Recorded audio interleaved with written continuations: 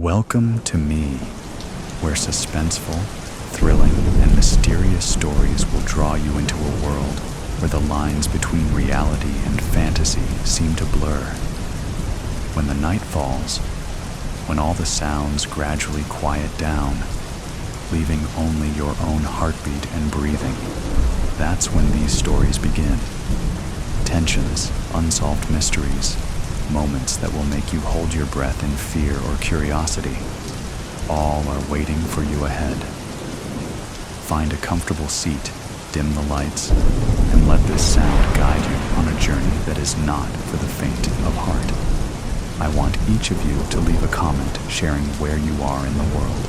And if you are enjoying the episodes, don't forget to give a like and subscribe to the channel now. Relax. Are you ready? If so, join me in the first story right now. The Mannequin in the Lake. Johnny and Sally didn't believe me when I told them the mannequin in the water had saved me from drowning.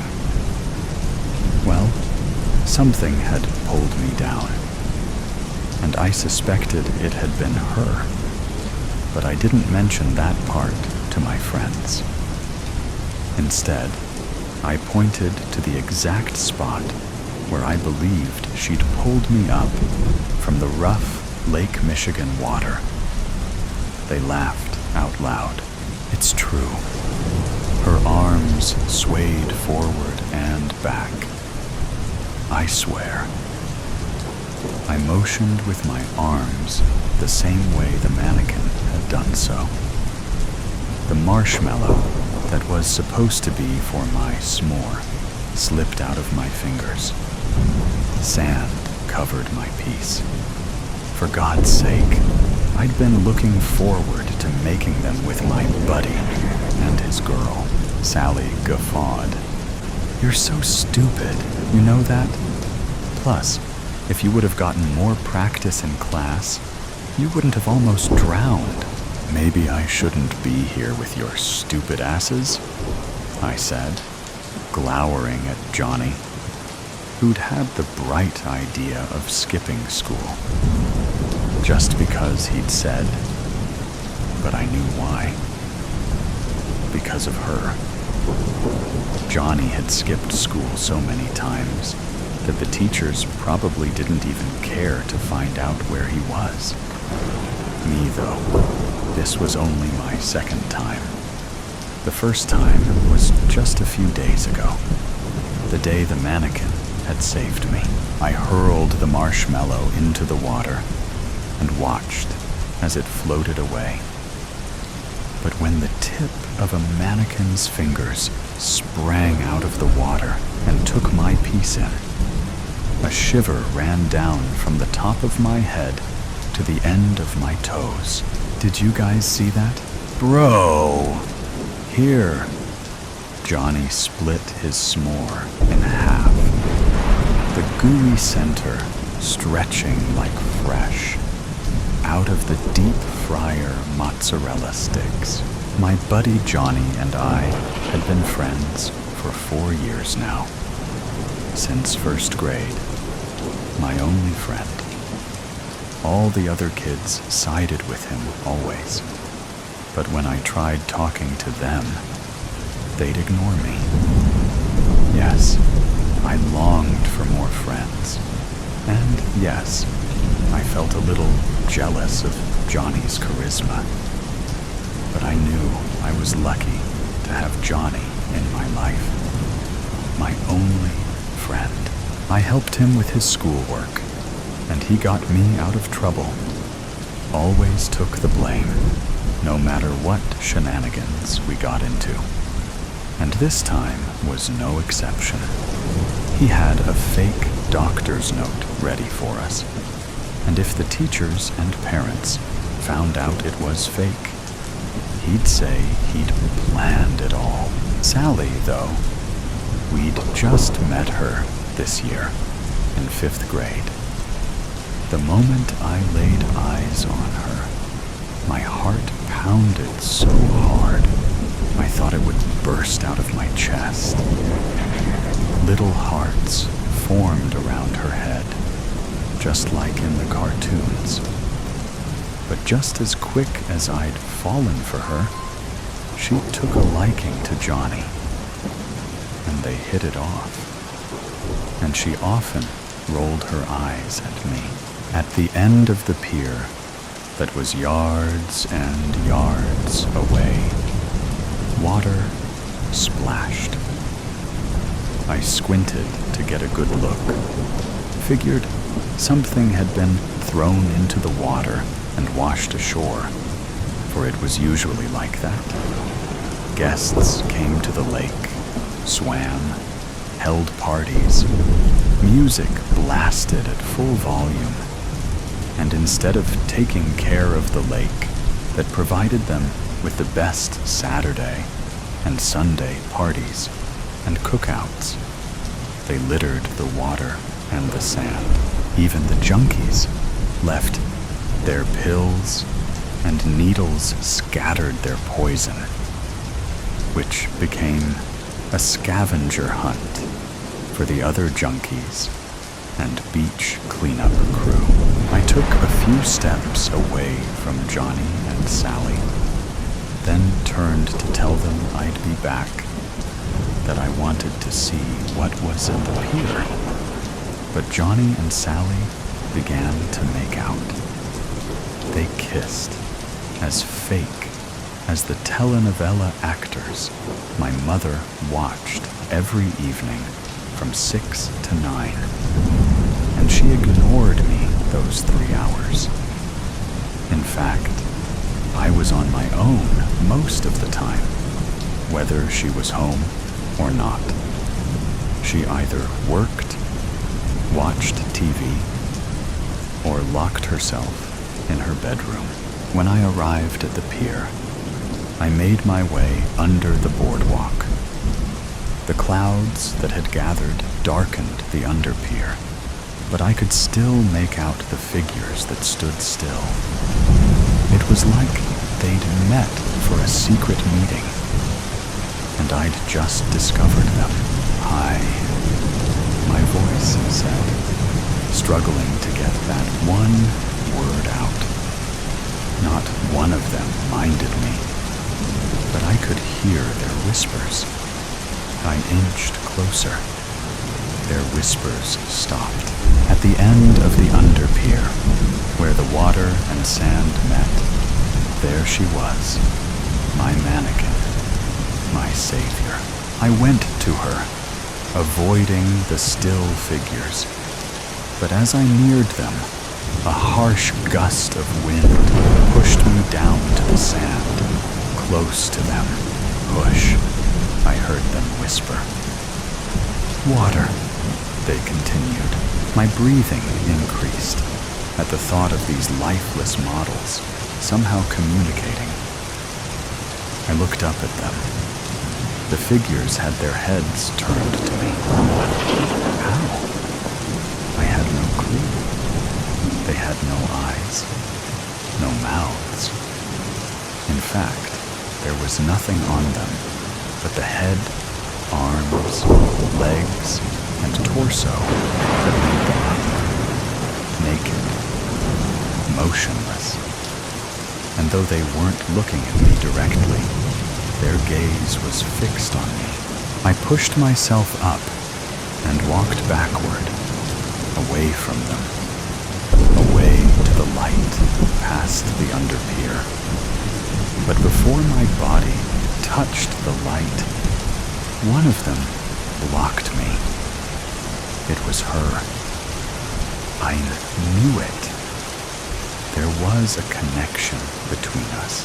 I turned to her. The arm that had stopped me remained up in the air. "Bring," they said. And I turned to them. No realizing when, she pushed me. And again, I was down. Sand kicked in my face. No idea which of them had done it, because when I looked up, they remained still. Now, they were closer. How many were they? 9, perhaps. shouted her behind me. Where was Johnny? Sally? Still making out? Friend? Forever. Us? Never leave. They had a cultist demeanor about them. When they spoke, it was chant-like, but like they were speaking to me. Water? She said behind me. Lake. What? You want me to go into the water? Us. Forever. Friend. Were they recruiting me? I can't, I cried. The sand that covered my hand scratched my eyes. My mom, she'll get worried. My friends, they'll come looking for me soon. She hate, one of them whispered. Who? My mom. Sally? He lost, another one said. Johnny. Had I lost my friend to her? We friends, the one behind me, tugged at my shirt. Her hand already pointed at the water. I turned to my friends. For a moment, it looked like Johnny had noticed me and locked eyes with me. Then, Sally turned his face away to hers. Whether she hated me or disliked me, what was true was that she didn't consider me her friend. She was all about Johnny. I turned to the mannequins under the pier. There were 8 now, plus she, who had saved me, still behind me. The one missing was now in the lake, its torso above the water, its arms extended, ready to receive me. Friends forever, I whispered, eye of the horse. Oh my God, shrieked the women, sitting in the airport van, 3rd and 4th row bench seats, as the frigid air rushed in. No! I yelled, now alone and motionless in the 2nd row. I never saw a guy die before, but I wasn't totally surprised by what happened.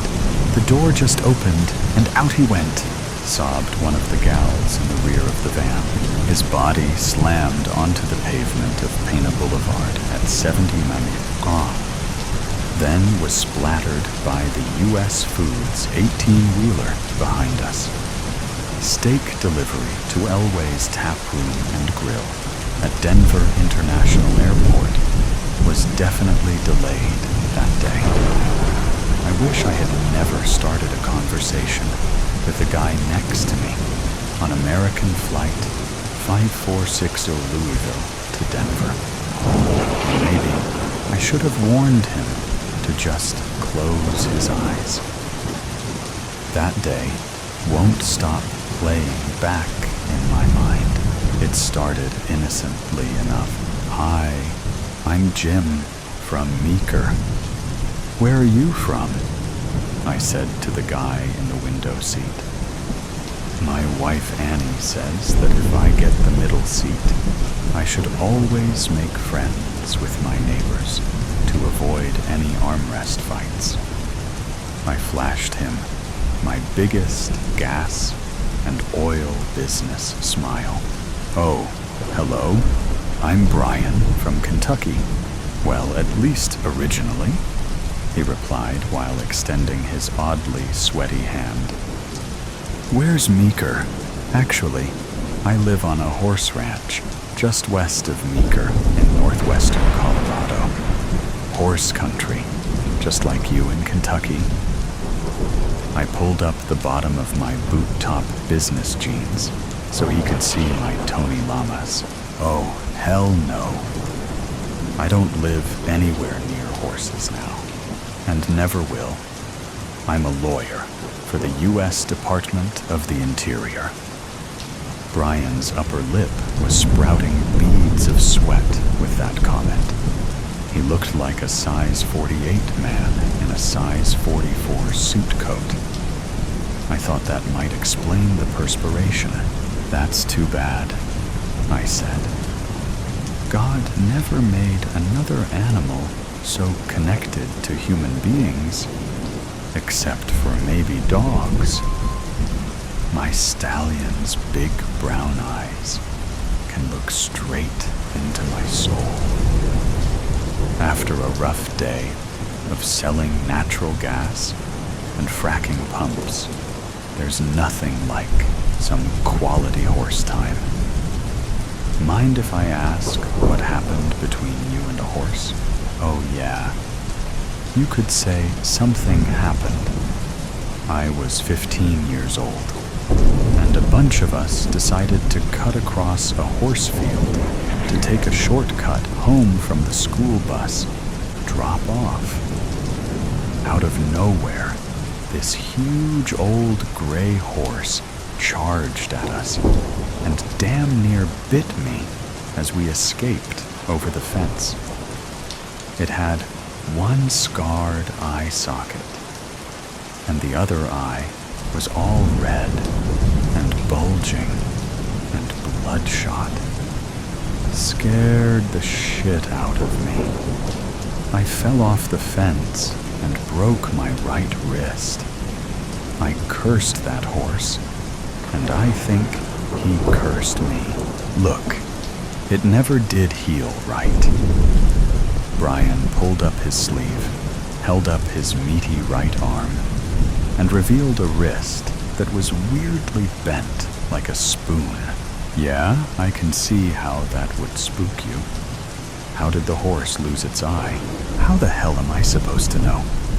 I was just a kid, and I sure didn't have anything to do with it. From that day on, old One Red Eye charged up to the fence and acted like it wanted a piece of me anytime it saw us walking along the road by his pasture. Hey, have you seen a stewardess yet? I really need a drink. Now Brian's hands were trembling a little. Our jet pivoted onto the runway. All eyes looked forward. Engine jets roared, and we accelerated with one. 3 Gs pulling us backwards into the seats. Then the wheels were up, and we were airborne. Hey, darling, could you please get my friend here an old-fashioned? And could you please put it on my credit card? Flight 5462's stewardesses looked like they were recruited from the geriatric ward, older and slower than the spry, shapely young ones from the good old days of air travel. After a few gulps, Brian's hands stopped shaking, but his mouth kept on running. That's not all, Jim. I biked across country when I was 25 years old and almost got trampled to death by wild horses. My buddy and I were in Warm Springs, Nevada, the middle of nowhere in Nye County, with the largest wild horse herd in America. Warm Springs had a one-building combined bar, restaurant, gas station, grocery store. We were exhausted after biking the 50 miles from Tonopah in 100-degree heat, and asked the barkeep if it was okay to pitch our tent for the night near the picnic table beside his establishment. He said, "I don't give a shit." So we did. We conked out right away, and hours later woke up to the sound of thunder. Then the noise became deafening, and the ground and tent walls really shook. I peeked out between the tent flaps and saw nothing but the hooves, shanks, and fetlocks of hundreds of wild horses. It wasn't an earthquake. We were in the middle of a fucking wild horse stampede. Brian's eyes were now bugging out, and his face was red, wet, and kind of wild looking as he continued. He leaned in toward me and spoke in a whisper. Jim, I curled up in the goddamn fetal position, preparing to be killed by horses. I don't mind telling you that I actually pissed myself. The guy in the aisle seat, who I never did get to make friends with, heard what Brian said, shifted away from us, and put on his headphones. I guess he had overheard enough. I wish I had done the same. Brian gulped down a second old-fashioned and collected himself a bit. Jim, when the noise stopped and the dust started to clear, we crawled out from our tent, expecting to find our bikes, and our gear flattened and mangled. But Jim, not a single tent stake or guy rope was disturbed, and our stuff was untouched. There was no way I could sleep after that shit. And we had 75 miles of desert road with no water between Diablo and Ash Springs. So, my buddy insisted that we pack up and pedal before the sun came up.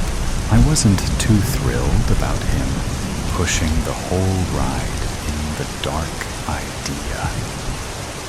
Just as we made it to Diablo, I heard a sound like horses snorting off to our right.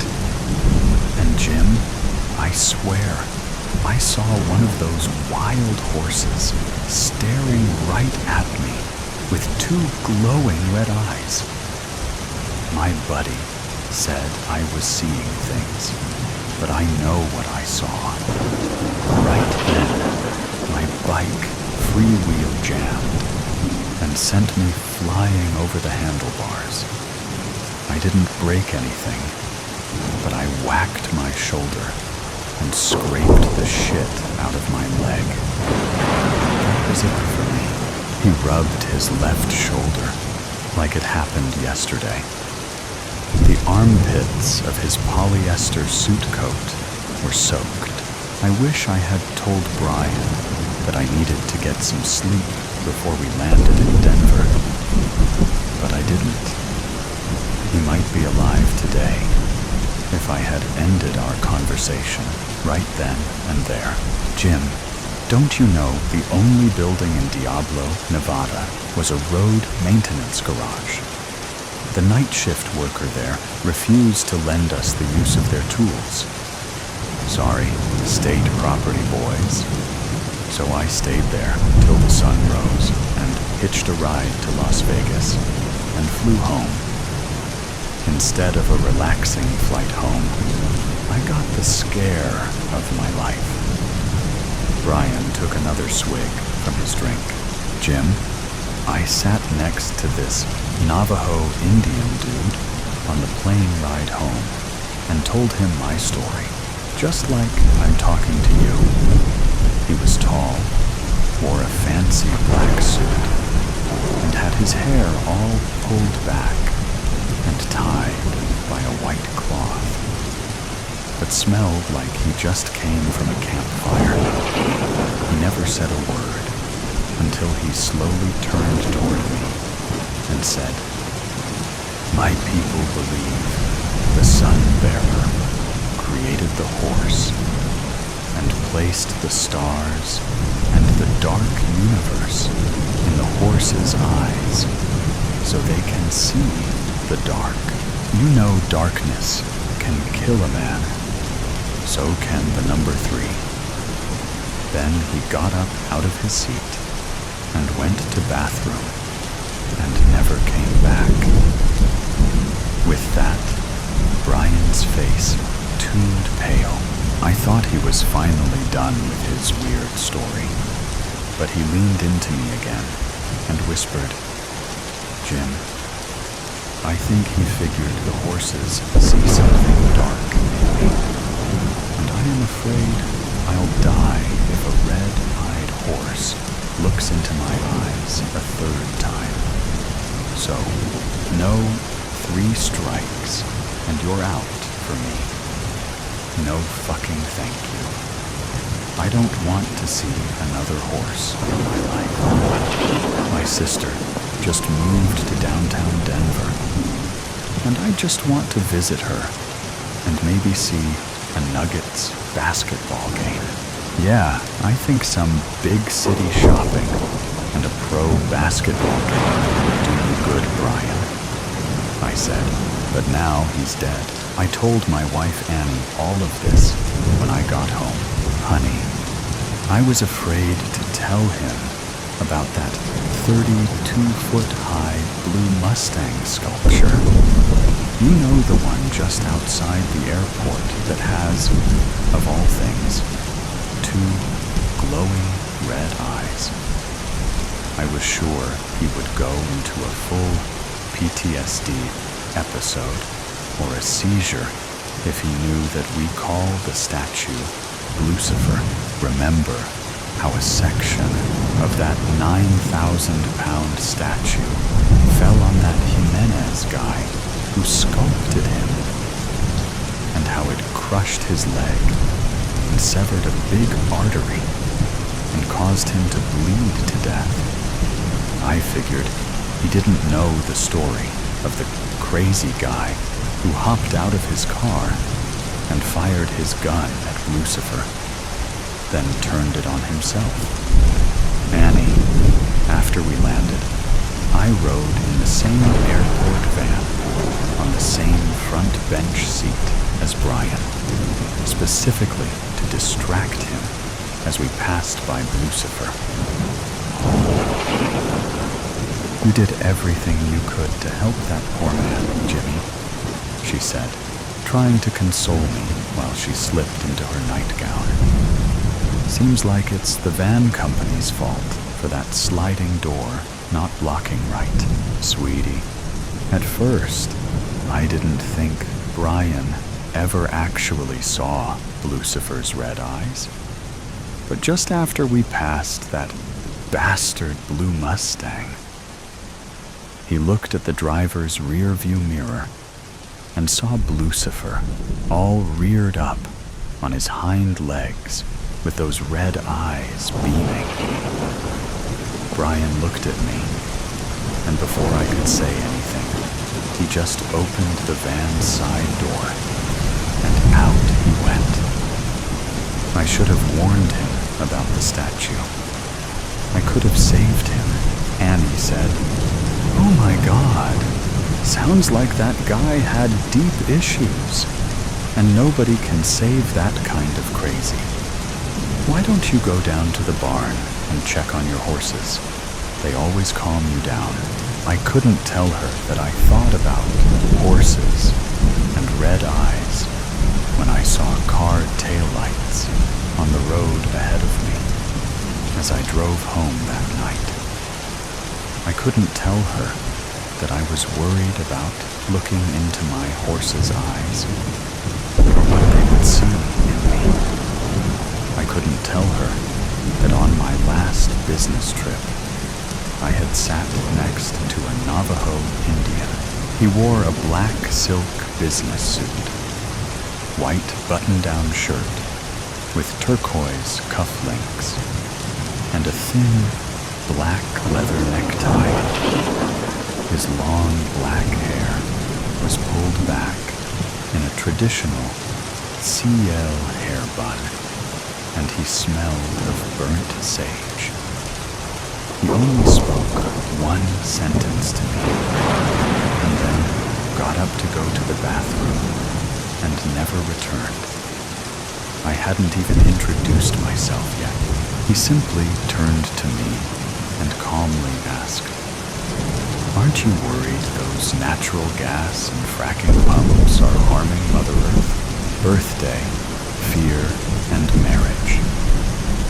"A toast," she exclaimed, holding up her shot, waiting for the others to follow suit. The 2 men held up their drinks, clinking and laughing.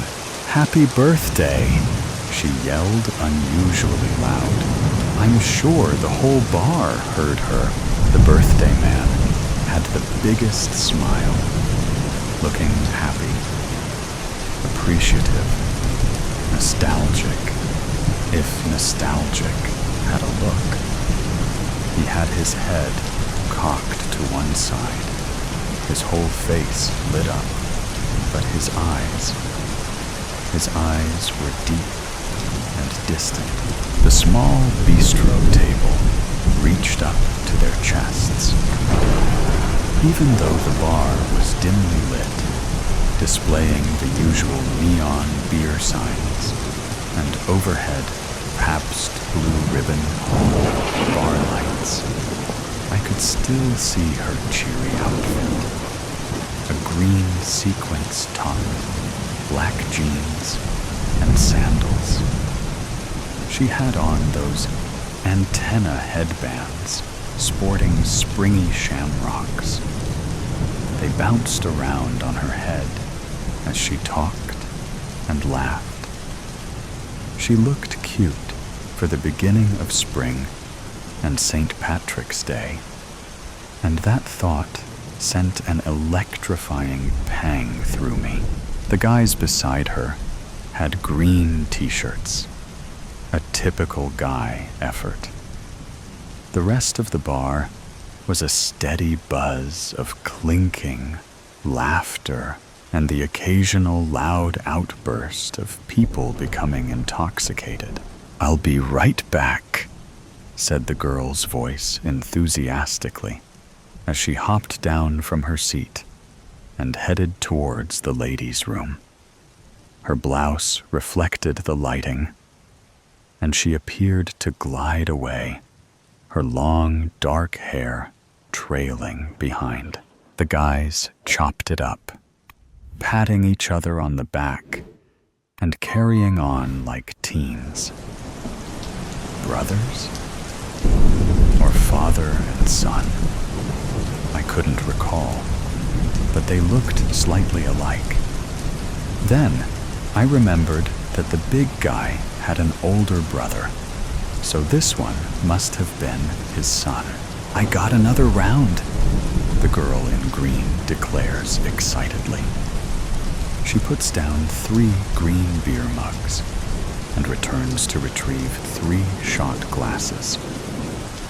I didn't see her leave the women's restroom and felt annoyed. I wanted to make sure I didn't miss a move. I feel a splash on my wrist, and a tall guy with dark hair and light eyes, who must be 10 years younger than me, is smiling at me. "I'm so sorry," he says. "I didn't mean to bump your table." I lick off the alcohol from my wrist, and he smiles wider. "Can I get you another?" "Sure," I say. "A kamikaze, please." He leaves and returns with drinks for both of us. We engage in small talk, but the conversation takes a twist. It starts to get deep, past relationships and family. And finally, he asks, "Are you single?" "I am," I say. "It's only been 3 months, but I feel so free now." "I know what you mean," he concurs. "I've been single for about a year now." Just then, the DJ blasts the perfect dance song, and we look at each other and get up to dance. It is so much fun, I think. I enjoy the sweaty feeling from dancing as my hair sticks to my face and neck. The pheromones in the air, with the slight alcohol buzz, the way the room swirls in the dimness, and the vibe of happiness and opportunity in the bar. My body feels like it is moving exactly how I want it to. I feel sexy and elated. After a 25-minute set, we make our way back to the table. The girls I came with are in their corners, talking to their catches of the day. I didn't come for any of this, but I was glad it found me. He walks over to the bar to get us another round, and I bite my lip as I see his arms flex and reach into his pocket for his wallet. He's cute, my type, and he can carry a conversation. He's not an idiot, I muse.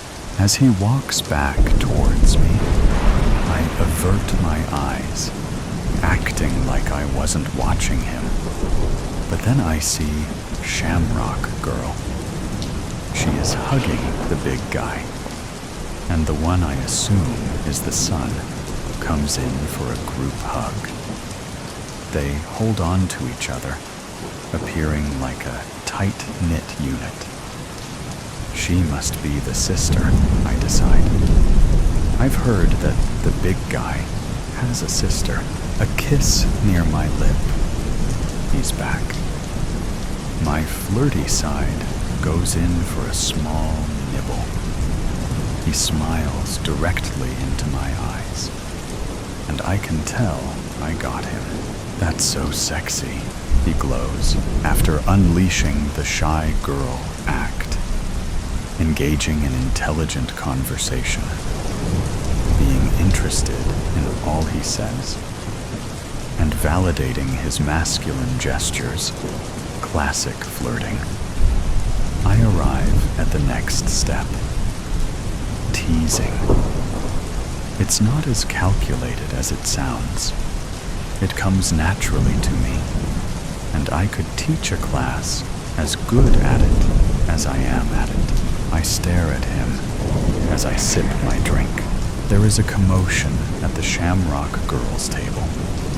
A group of guys and a couple of girls come in, high-fiving and hugging the three family members. I hear loud, "Happy birthdays," and there is camaraderie.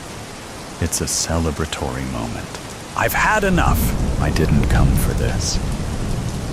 I stand up, grab my jacket, which feels heavier than usual, and tell my cutie I need to find my friends. He looks disappointed, and I am struggling to keep my composure.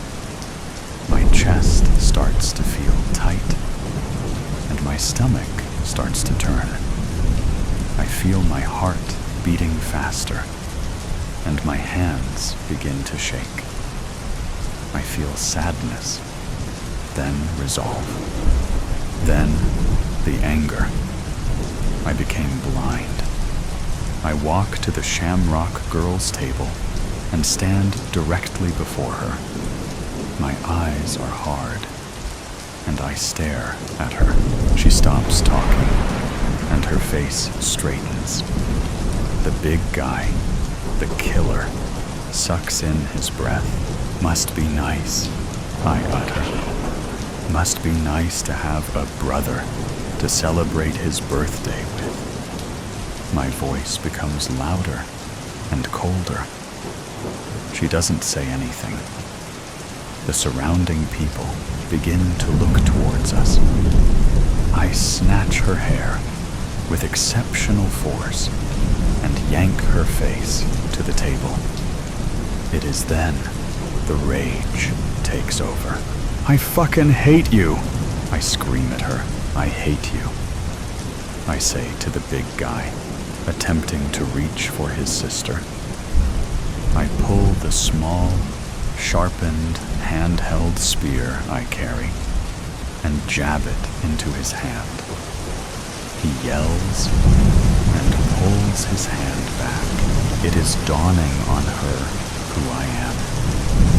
She thought 25 years ago was long forgotten. The big guy thought it was behind him. He felt he paid his price for killing my brother, his classmate, and his childhood friend. But he didn't. I didn't get to serve my justice. I'm screaming viciously at everyone who is attempting to reach for me. I look like a rat cornered, trying to find a way out. In the corner of my eye, I see my cutie. He doesn't look shocked.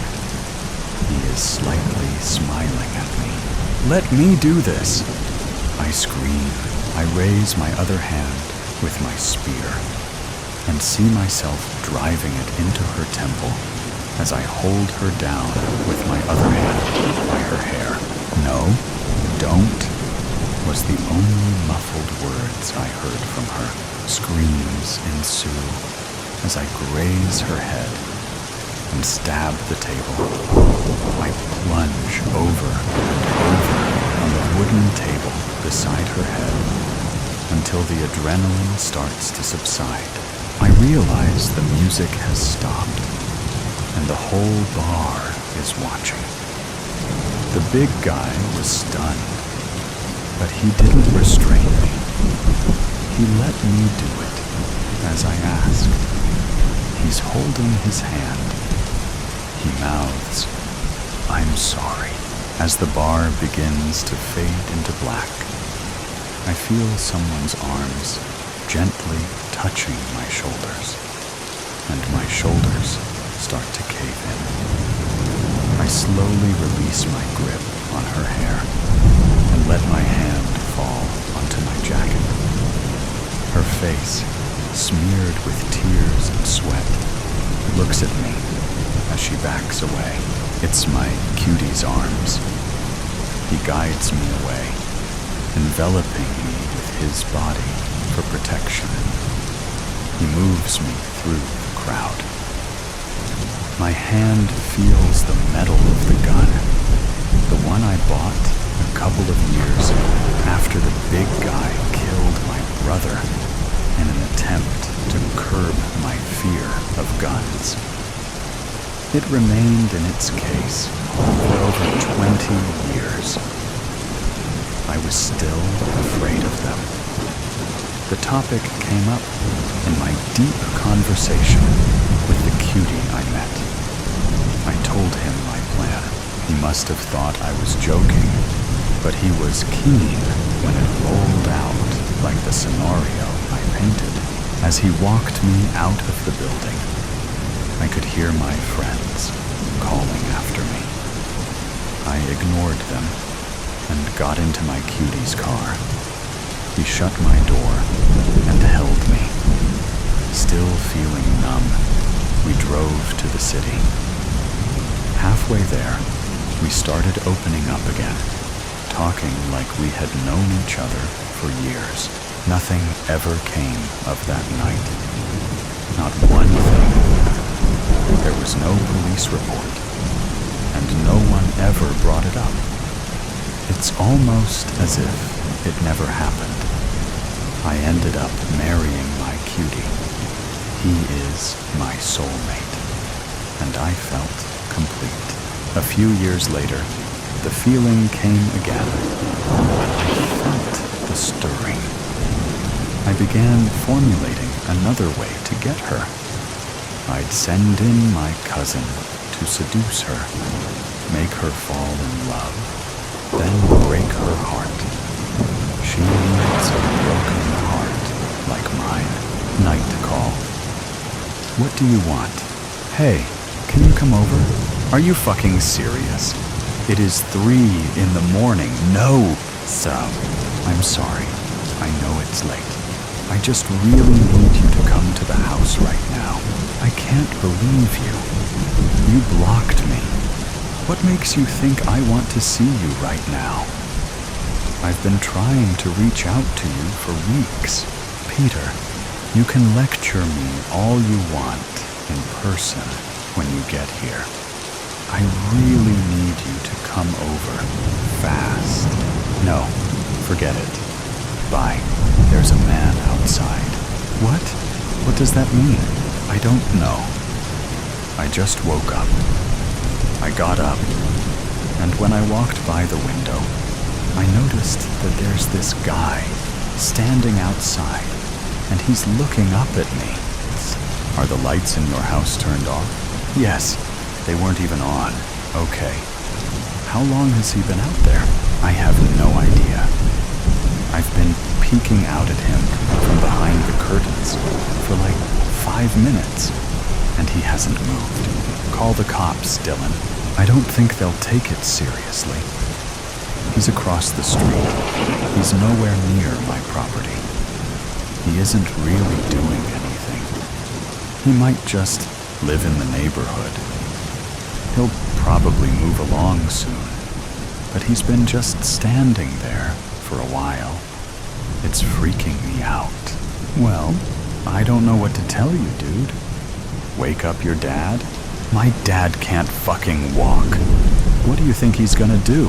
So is this urgent or not? Why did you call me? What do you want me to do about it? I don't know. I thought you could maybe pull up in the driveway or something. That might be enough to scare him off. All right, Dylan. I know you're freaking out right now, but I'm gonna have to ask you to turn your brain on for a minute. I live 20 minutes away. Even if I were all too thrilled to jump in my car at the ass crack of dawn and drive over to you, I'd bet you anything that this guy is gonna be gone by the time that I get there. I am not wasting my time and burning gas so that I can drive over to your side of town for nothing. I've already done way too much of that when we were together. I don't owe you that anymore. If you're really, truly scared, then call the police. They will send somebody out. Block me again if you must. I'm going back to bed. Do you think I like doing this, Peter? Don't start. You are the last person on Earth I want to talk to right now. We wouldn't be having this conversation at all if I weren't absolutely mortified. There is nobody else I can reach out to about this. Oh, I'm sure one of your little boyfriends would love to help you out. Why don't you give them a call? Yeah, I did. You were not my first choice. Nobody answered. I thought you were mature enough to set your bitterness aside and come help me. I thought my safety would matter more to you than all the trivial problems you had with me. My mistake. Dylan, quit fucking around and call the police. I'm not gonna argue with you. God, you're dense. Wait, I know what this is about. What, Peter? Enlighten me. What do you think you know? There is no guy. What are you talking about? I'm looking right at him. There's nobody outside. I know you, dude. You're scared of everything. There is no way in hell that you'd let some random man stand outside your house and look in your window any time of the day, especially not at 3 in the morning. You would have called the police immediately, not taken any risk calling me to come do something about it. You know that I don't like cops. Yeah, I didn't forget. I know that you don't like creepy men either. You've always struggled with common sense, but I don't think you'd waste so much time reaching out to me if you felt like you were in any real danger. I think you're pulling some fake emergency shit so you can get my attention. Yeah, I think you've been wanting to reach out to me, but you don't want to talk about everything that went down between us before you blocked me. I think it's an immature and disgusting thing to lie about. But it doesn't surprise me that you'd pull something like this. Look, call me tomorrow and we can talk about things. This is just not a good time right now. He's gone. Dylan, were you listening to me? Yeah, whatever. I looked away from the window while you were talking, and I looked back, and the guy isn't there anymore. Oh, I'm sure. Hold on, I'm gonna open the window. Take your time, bud. He's not anywhere down the street. I'm going to check the backyard. I don't remember if I locked the gate or not. So are you just gonna completely ignore everything that I just said to you? Sorry, I kinda zoned out. What did you say? You're fucking sick, man. Is that all? No, it isn't. This little scheme of yours is fucking revolting. I never should have answered your call. I don't have time for this bullshit. I have to get up for work in 3 hours. I know that this is fake because you still haven't called the police. You haven't denied a single thing that I accused you of. You're gonna stretch this conversation out for as long as you can. There's no man in your yard. There never was. You wanted my attention, and you got it. This is genuinely the worst thing you've ever done, Dylan. I hope you know that. I don't want to hear from you ever again after I hang up this call. I'm done with you. I've put up with your bullshit for nearly 5 years, and it ends tonight. This really pisses me off, man. Dylan, are you listening to me? Dylan. Hi, sorry. Dylan? What happened? Oh, nothing. Huh? Sorry to bother you. I'm gonna go. Wait. Why do you sound like that? What do you mean? You sound different. How? Your voice. It sounds rougher than it did before. I've got allergies. Good night. Hey, hold on. What? Did you hear anything that I told you? I set my phone down. Sorry. Did you go outside? Yes? Okay. Was the gate locked? Yes, I locked it. That's good. So, there's no guy? No. I need you to be 1,000% honest with me, Dylan. Okay. Was there ever really a man outside? No. So you were lying in order to reach out to me? Yeah. Why? I don't know. Is there anything you wanted to talk to me about? No. It's late. I'll call you tomorrow. Hey, Dylan? What? What's my name? My dad is calling me. Dylan, say my name. Good night. Dylan! So, do not touch me. Calm down. Let me take that from you. It would probably be best for us all if you ease up on the wine. Piss off. It does not matter anymore if anyone sees, right? You ought to be grateful too, Darren. Cheers. Keep your voice down. Please, stay seated. Stop that two-faced bastard. Oh, sorry, you surprised me, little one. Sissy, are you leaving already? Well, come now. Do not fret. I shall be back soon. All right, then. What is that you have there in your hand? A bar of soap. Do you work here? No? I don't think so. What is that supposed to mean? Tell me your name, then. I don't remember. Oh, God. I believe my name is lost to me as well.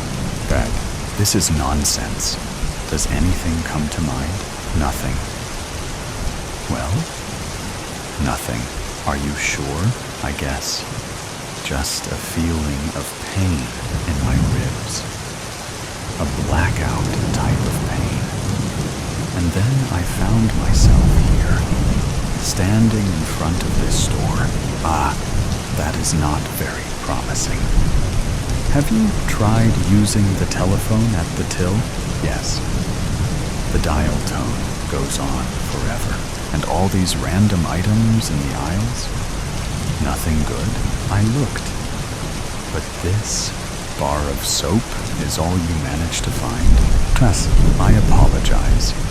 I might be starting to lose it a bit. Quite a bit, to be fair. It's fine. Let's just... I think we should try to piece together what we know. What we can try to find out. Okay? If you say so. All right. What do you remember about how you got here? I only remember feeling weightless. I could not feel my legs. I could not breathe and... Well, it was awful. And you also found yourself outside the store's entrance afterwards? Indeed. That's interesting. I'll tell you what happened before you got here. But you're going to have to keep an open mind to believe me. Fine. It's about the soap. If you do not drop that wretched soap, let me finish. So, before you got here, I was going through all the aisles, right? When I walked through this one, something, I can't place what it was, drew me to touch the bar. When I did, everything around me kind of morphed into another place. Oh, please, do not make light of this. No, it really happened. It was like entering a memory, and I was someone else at some sort of dinner party. When I came back from it, you walked inside. It cannot be. Why are we here? I do not understand. And I think we're dead. And this store holds dead people's things. Get up. Get up. Now. Do not roll your eyes at me, you just get dressed now. I laid your clothes on the dresser. Stop wasting time. We are to leave in 15. Mother, I cannot wear this. The lacing almost suffocated me just the other week. Skip dinner. I do not care. Your wardrobe consists of absolutely nothing but whoring attire. When did you buy all this rubbish? I said, I forbid you to place it back. Come back here. You are not leaving with those ridiculous clothes on. They are practically undergarments. Just leave me be. Are you trying to embarrass me? Your father? What will the English families think of us? They already mock us. And open this door at once, or I shall reveal your habit of drink to the entire club. Do not presume I am not willing to see you completely ruined. And go ahead, have at it then. Oh, is that so? Shall I also call Lolly here? Let us see what she has picked up from you, what she needs to rid herself of. No. Just stop. I am coming out. Good. Now, strip, and hand those over. It seems I need to inform Maid Sadia that your room is to be properly cleaned out. Worry not, Mother. You will not see it again. That is for sure. It's you. What? I'm seeing your life.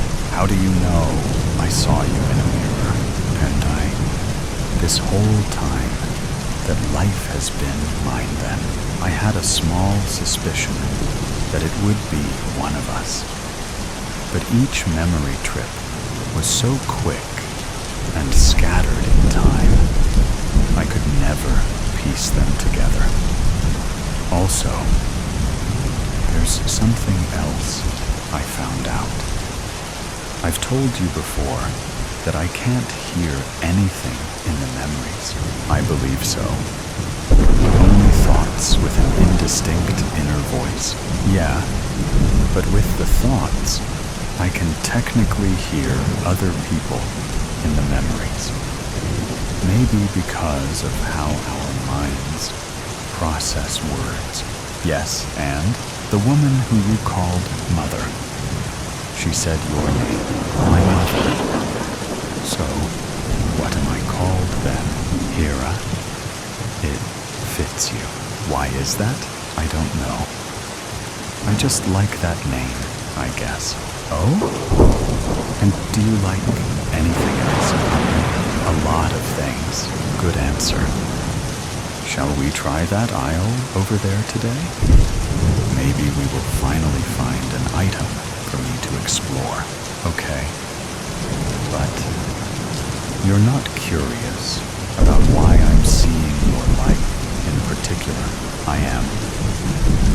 Though something tells me I do not want to know why.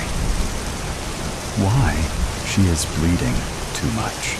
You have already started. Might as well finish up. No need to do this. Hold her. Oh gods. You. No. Stay back. Idiot. Keep her quiet. No one can know about this. When you are done, place this in her hand. Why? Symbolism, boy. There is to be a mad killer on the loose, cleansing sin in the ton. I cannot believe you touched it again. I didn't. I swear.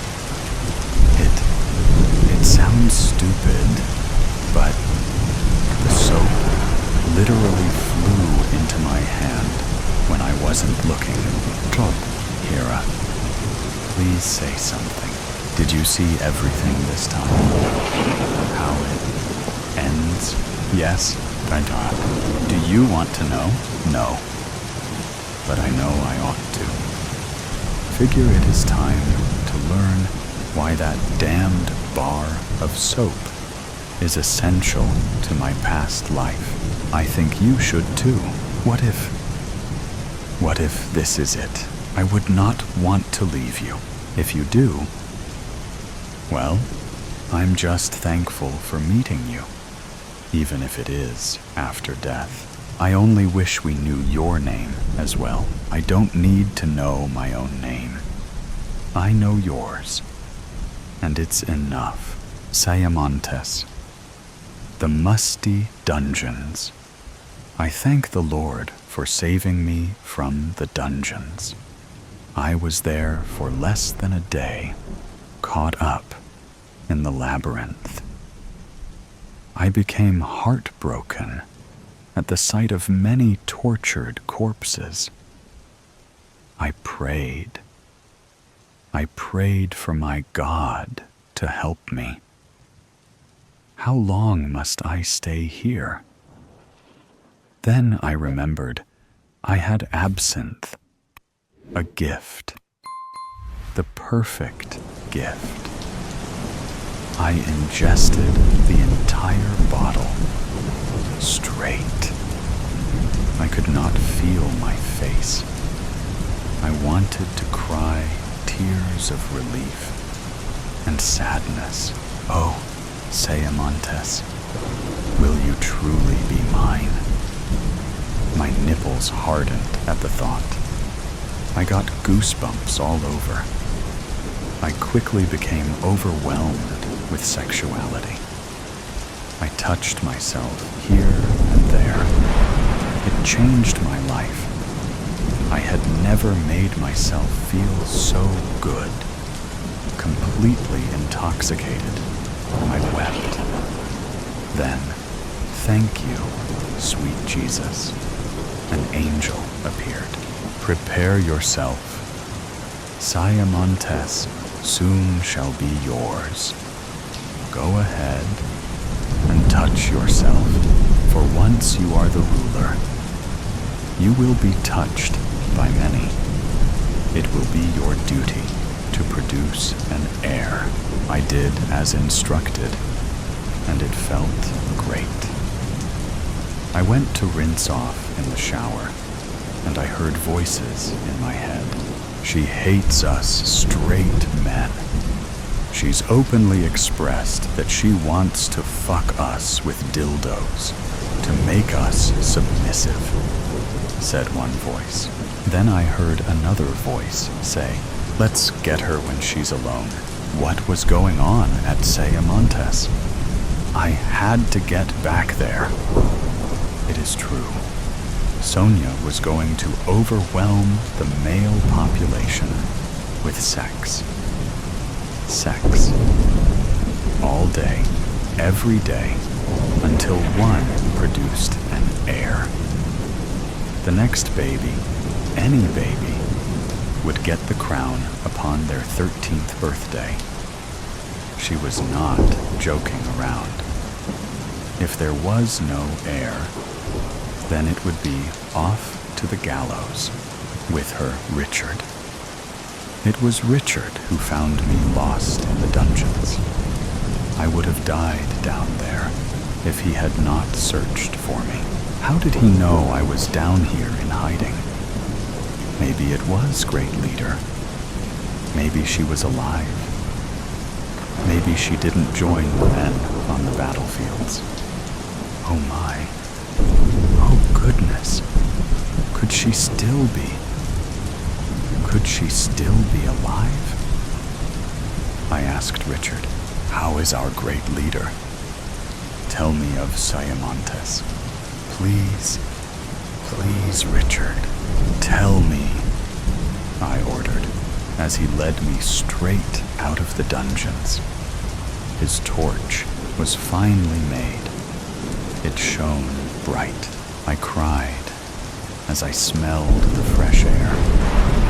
The dungeons were so moldy, so musty. I could not stand it much longer. Had I stayed down there any longer, I would have slit my wrists long ways. For that was the right way to end things. Long ways. Slice through your veins and your tendons. Cut them up, I was thinking to myself. Cut them up. As Richard and I reached the higher ground level of Siamontes, I shed a tear. I instantly left Richard. I could not help myself. I had to see my Great Leader. And I did. I saw her huddling with the masses. They were praying to God for the forgiveness of their sins, though they were the ones attacked. I interrupted their prayers. There would be no more asking for forgiveness. Beautiful women, what you did today was not wrong. Halt your voices. Halt your madness.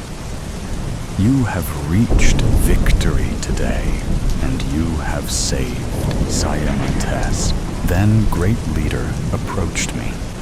Then all of the women and Richard rushed over to me. They cheered me on with adulation.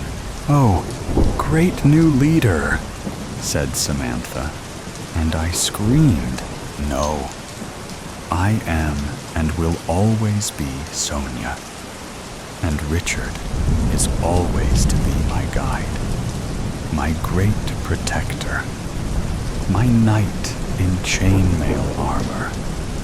Oh, glorious young knight.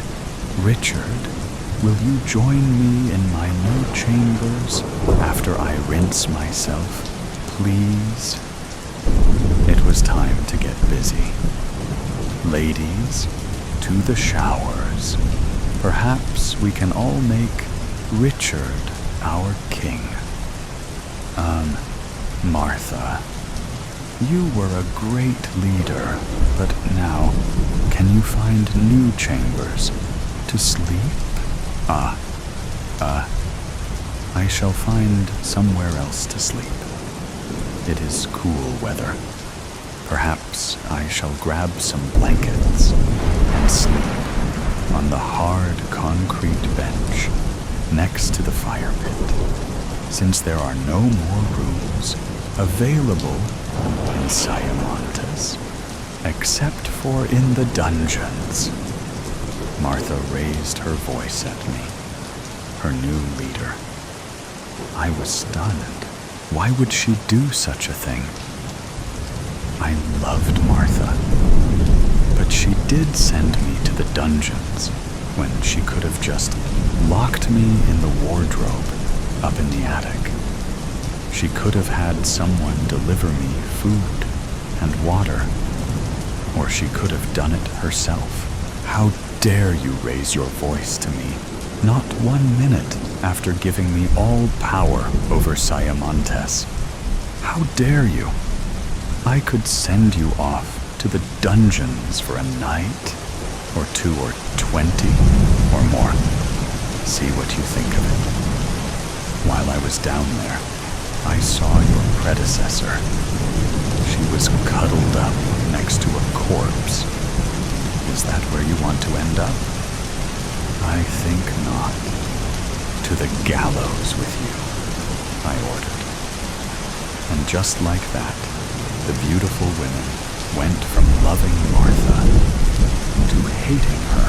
Tar and feather, tar and feather, to the gallows with her, shouted the women in unison. In Siamontes, you never disrespect your leader. It could be punishable by just the stocks for a lesser offense, then the gallows, then it was execution, much easier than a week in the gallows without food or water. You would pray for rainfall and not get it. Pure and intense suffering. And the mosquitoes at night would make you wish you had never been born, stuck in your own filth. You could cry out to God all you wanted, but not even He could unlock the locks in the stalks. Strip her and search her right here on the spot. Then lock her away in the gallows until her death. Wait! Screamed Martha, but it was too late. They ripped off her dress and everything else. They had to drag her through the mud in the rain. Way to the gallows. Sludge covered Martha. She looked disgusting and pathetic. The stalks first, the hands second, and the head was locked in third. Lick at the rainwater. You'll die slower, I said. Then we abandoned her. We went back inside, Siamontes out of the rain, and we rinsed off in the showers. We met Richard in my chambers, and we all had a good time. Perhaps this would be my good reckoning. Perhaps sweet Richard could give us an heir. I just wish he had a better nose and stronger thighs. Not the best in the bedroom. Richard would die soon at the age of 19. But that is a story for a different day. Good night. Bafts. I don't think you should. I really don't think you should. Get your anxiety under control. Do you know the consequences of doing something like this? Do you know the consequences of not doing it? We could die. We could die. So many more can die if we don't. You're not thinking. You're being selfish. Selfish? Did you ever consider that we're here because we're heroes? Heroes? Do you have a God complex? If we pull this off, we'll save millions. Tell me that's not heroic. So you are doing it to be famous? No. The money? Stop. The glory. You're distracting me. We have more work to do. I don't think we should. Now there's a we. Sure. You can turn back, but I'm going. Don't leave me. Go back the way we came. It's a straight shot to the exit. I'm dizzy. Breathe. I'm so faint. I don't have time for this. Ow! Why did you do that? You deserved it. I don't think I did. Fine. Stay here then. Don't leave. I have to keep moving. You're such Shh. What's that? Shh. What's that? We're running out of time. Come on. What was that? Not sure. It came from the way we came. So, no exit? Likely not. No choice but to keep it moving. How much longer? Are you really asking me if we're there yet? No, I'm asking you how much longer until we get there. Here. What's this? What do you think it is? Well, it's obviously a map, but it looks like my son drew it. Shh.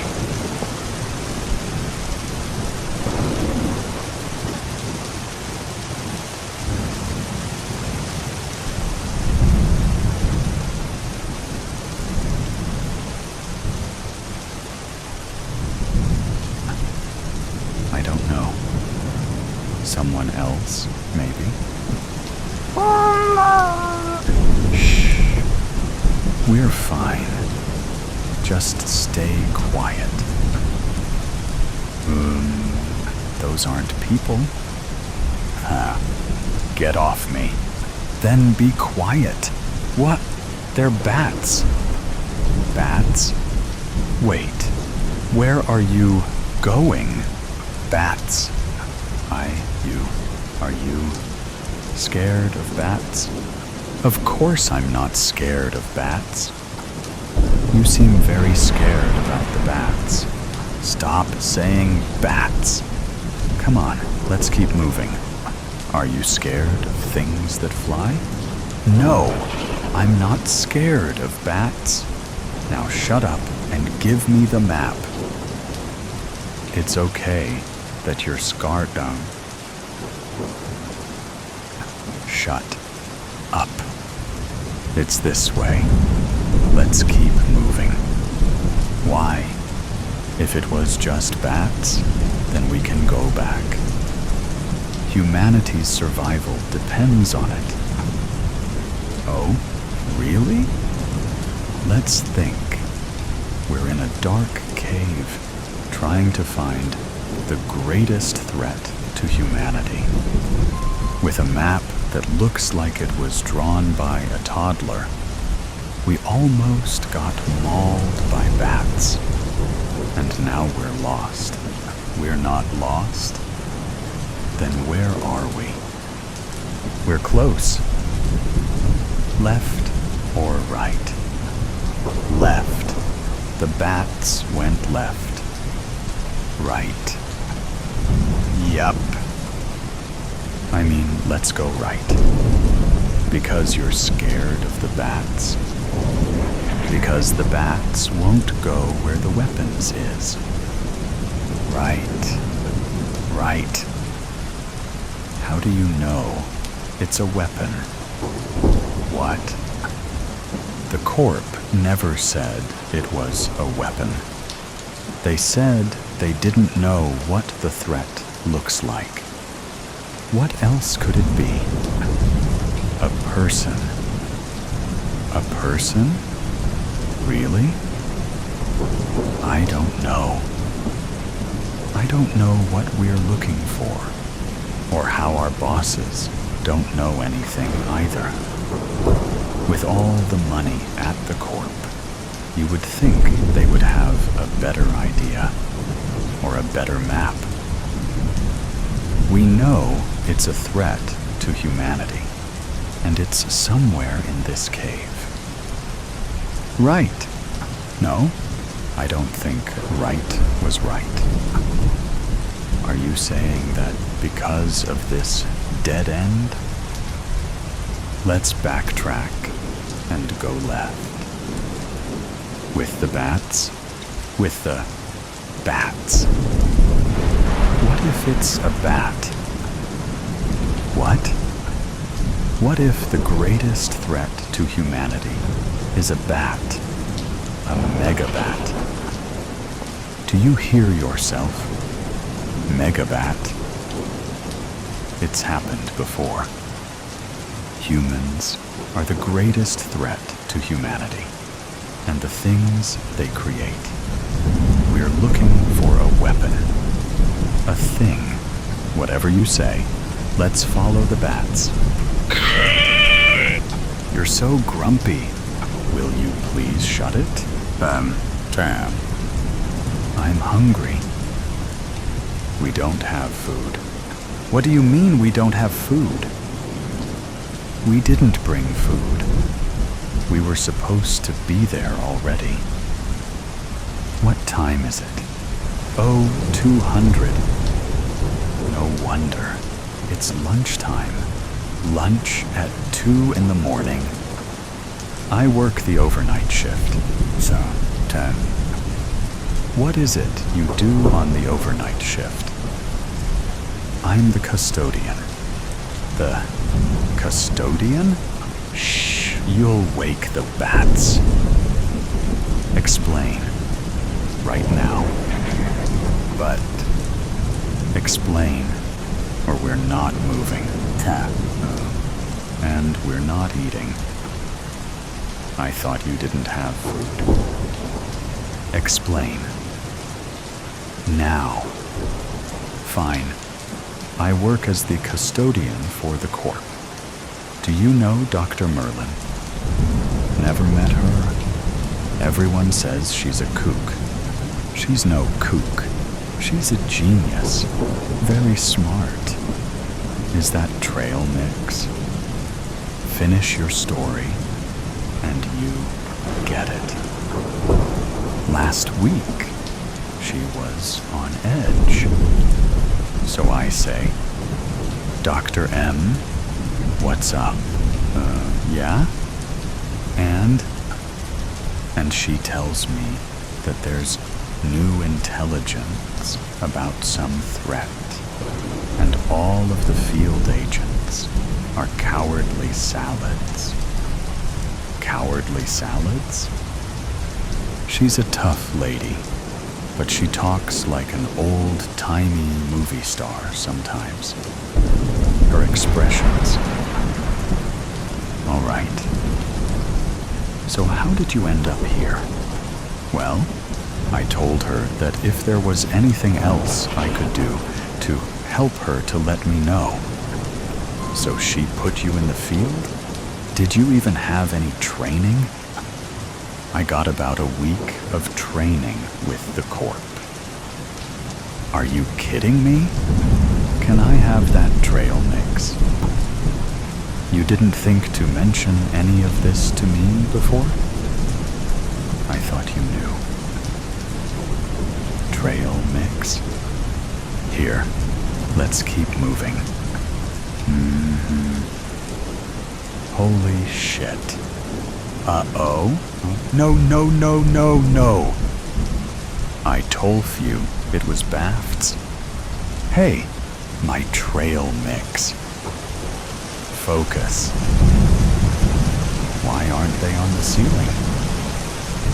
They look like they're protected. Something. Someone. What? Look, there's hair. Oh, no. Nope. Nope. I'm not going in there. Give me the trail mix. Stop thinking about food. Give it to...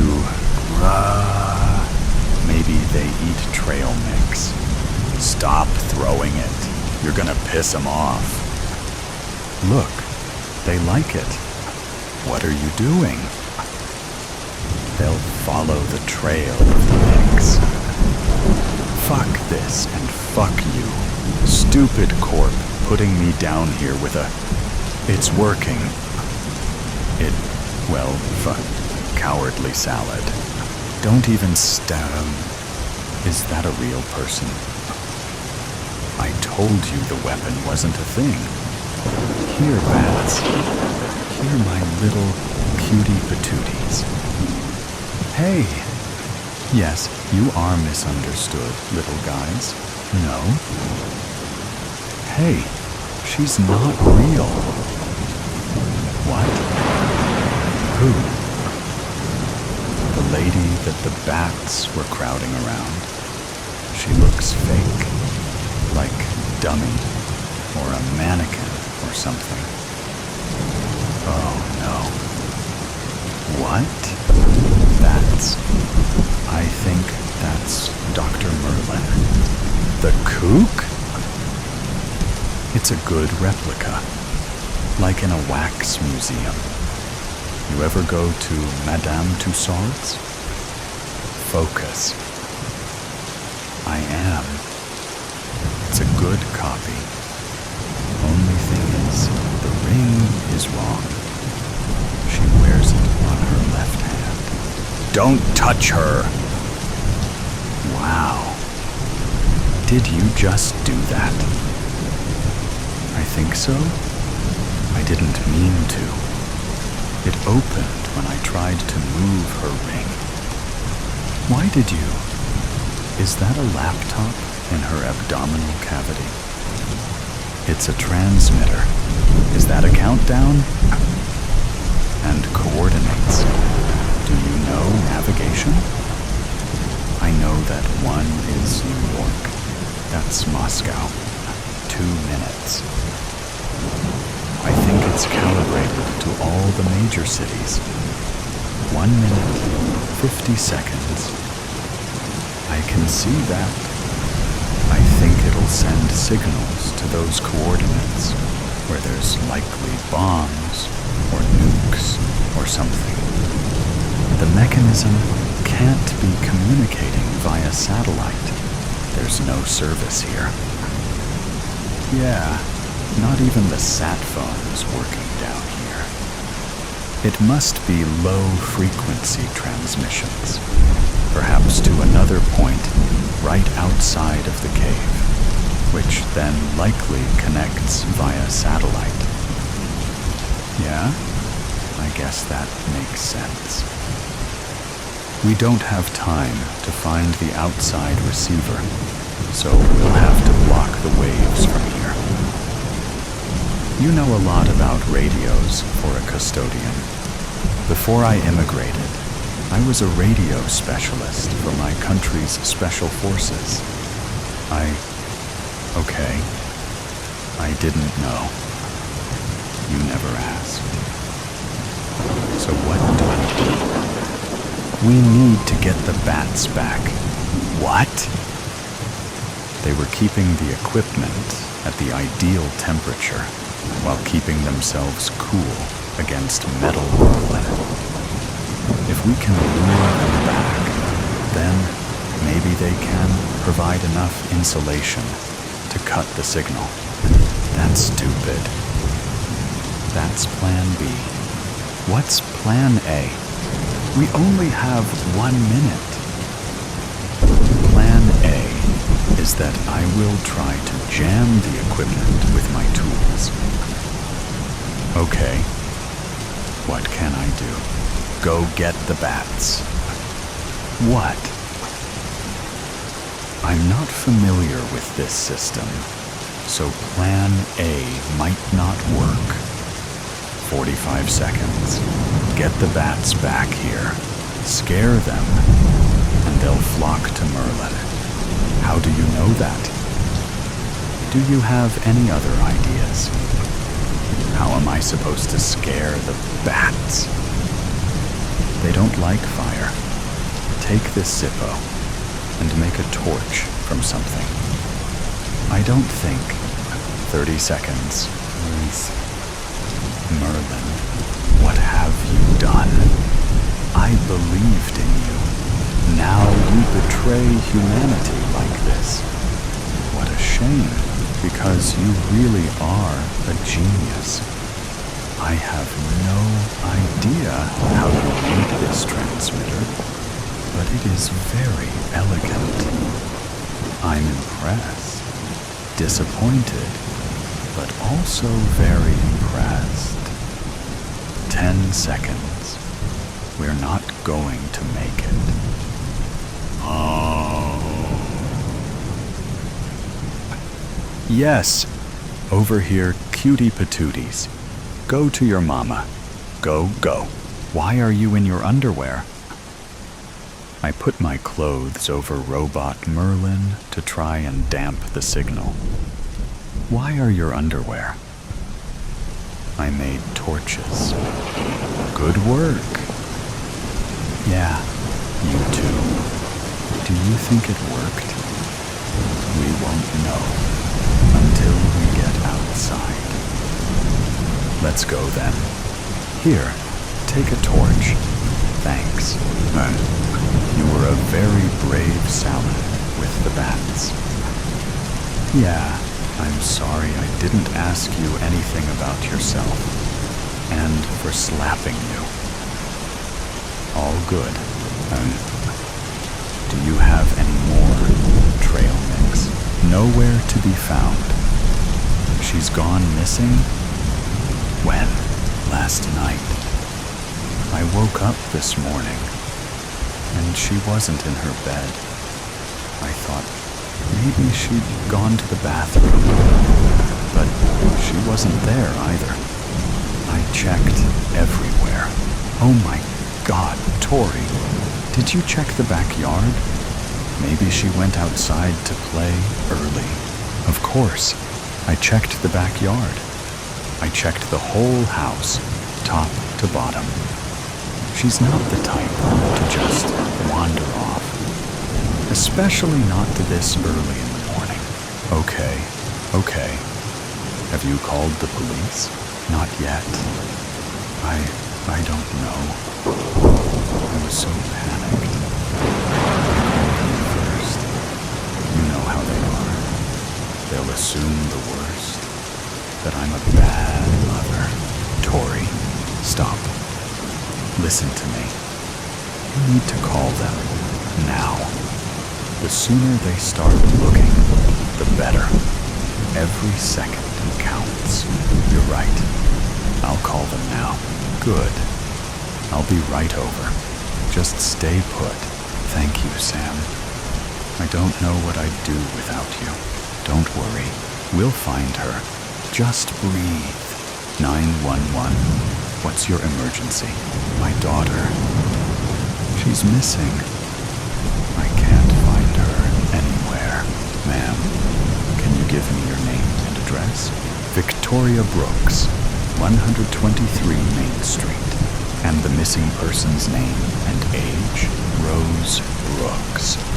She's 6 years old. She has long, dark hair, light brown eyes, and she was wearing her favorite pajamas, the ones with the little bunnies on them. Mrs. Brooks will send someone over to take a statement. In the meantime, try not to worry. But how can I not worry? She's just a little girl. I understand, ma'am. but it's important that you stay calm and answer the officer's questions clearly. Can you do that?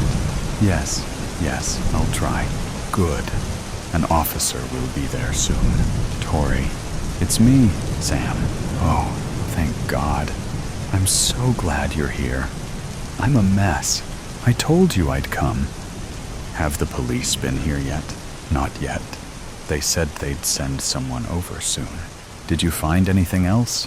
Any clues? Anything out of place? Nothing. It's like she just vanished into thin air. Her bed was unmade, as if she got up normally. But her favorite stuffed animal, Mr. Snuggles, is gone too. Mr. Snuggles?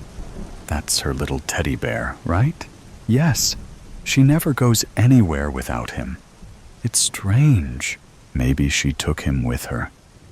Did you check the windows? Are any of them unlocked? I don't know. I'll check. The one in the living room was unlocked, but it's too high for her to reach. Oh, God. Do you think someone took her? We don't know that yet, Tori. Let's not jump to conclusions. Maybe she climbed on a chair or something. We need to stay calm and wait for the police. Someone's at the door. I think that's them. Hello? I'm Detective Smith. You must be Mrs. Brooks. Yes, that's me. Come in. I'm here to ask you some questions about your daughter's disappearance. Of course. Anything to help find her. Can you tell me what happened last night? I put Rose to bed around 8 p.m. I read her a story, like always. She was asleep within minutes. I checked on her a few times throughout the night, and she was sound asleep. But when I woke up this morning, she was gone. Did you notice anything unusual last night? Any strange noises? Any cars outside? Anything like that? Nothing. It was a normal night. We had dinner, watched a little TV, then got ready for bed. Everything was fine. What about her father? Is he in the picture? Yes, my husband. But he's deployed overseas. And you're sure you checked everywhere in the house? Yes, I'm positive. I even checked the backyard, the shed, the basement, everywhere. Did Rose have any friends or other family she might have gone to? Anyone she might wander off to see? No, she's only 6. She doesn't have any friends outside of school, and my family lives out of state. All right, Mrs. Brooks. We're going to start our investigation and let you know if we find anything. But before we leave, we'll need to take a look around the house, if that's fine with you. Of course, Detective. Anything to help find my Rose. Thank you. And please, try to stay hopeful. We'll do everything we can to find your daughter. I appreciate that, Tori. I'm going to go check the park down the street. Rose loves playing there. Maybe she wandered off there last night. That's a good idea. I'll stay here in case the police come back. All right. I'll call you if I find anything. Be careful, Sam. Hello? Tori. It's me. I found something. What is it? Did you find Rose?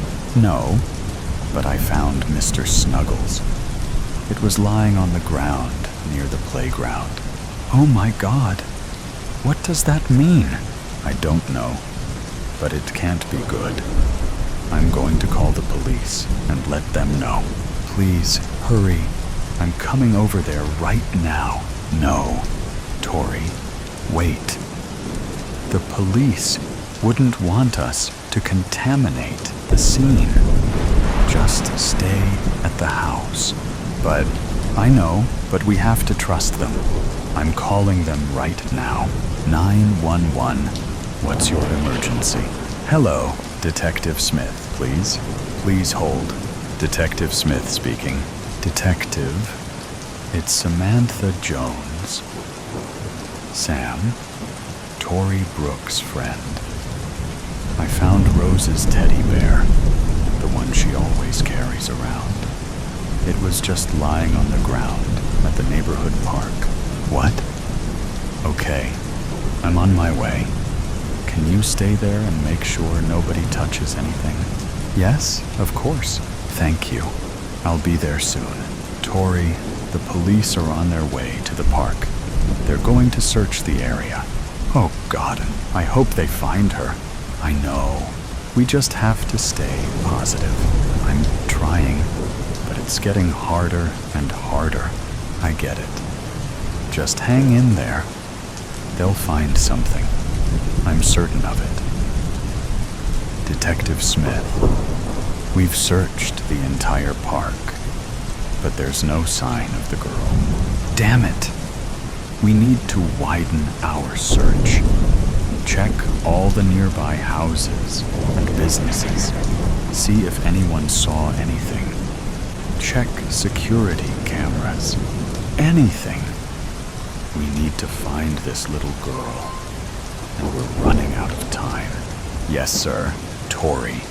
The police are widening their search. They're checking all the houses in the neighborhood, talking to people, looking at security footage. That's good, right? It means they're taking this seriously? Yes. It means they're not giving up. I hope so. I can't lose her. They'll find her, Tori. I know they will. I hope you're right. I think the police are back. Mrs. Brooks, we have some news. Is it about Rose? Did you find her? Yes, we found her. Oh my God, is she okay? Is she hurt? She's alive. But she's been through a lot. We found her in an abandoned house a few blocks from here. She was hiding in a closet. Who took her? Why? Was she hurt? We're still investigating, but we have a suspect in custody.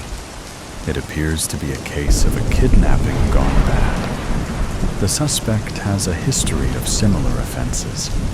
Rose is being checked out at the hospital, but she seems physically unharmed. Oh my God, I can't believe this happened. I can't believe someone would do this. I understand. It's a terrible thing. But the important thing is that Rose is alive. Can I see her? Yes, of course. She's at the hospital right now. We'll take you there. Thank you, Detective. Thank you so much. You're welcome, Mrs. Brooks. We're just glad we could bring your daughter home. Rose! Mommy! Mrs. Brooks. I'm so glad Rose is okay. Me too. I can't believe this nightmare is finally over. I know it's been a long day, but it's a happy ending. Yes, it is. A very happy ending, but frightening nevertheless. We need to get you both home. But first, we'll need to speak with Rose. Detective, Rose has been through a lot. Could we do this tomorrow? Perhaps you could stop by the house around noon? Sure. I understand. I'll have an officer drive you all home. Thank you. And in the meantime, I'm never letting her out of my sight again. I think that's a good idea. Burn the house down. Did you hear what happened to the old house on Birch Street? No. What? It burned down. Burned down? How? Nobody knows for sure. People are saying it was arson. Arson? That place was empty for years. Who would bother? That's what everyone's asking.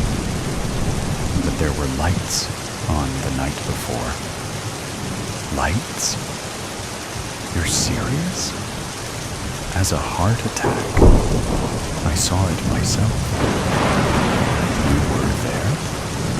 Well, I was passing by, took a shortcut through the park, and you didn't think to tell anyone. I didn't think it mattered. Thought maybe the city finally sent someone to clear it out. The city? They don't even fix the street lights. Why would they bother with that house? You're probably right. But who else would be in there?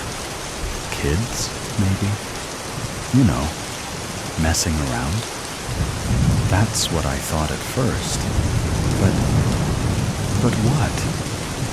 I saw someone. Someone? Yes, a man. Or at least, I think it was a man. You think? What does that mean? It was dark, okay?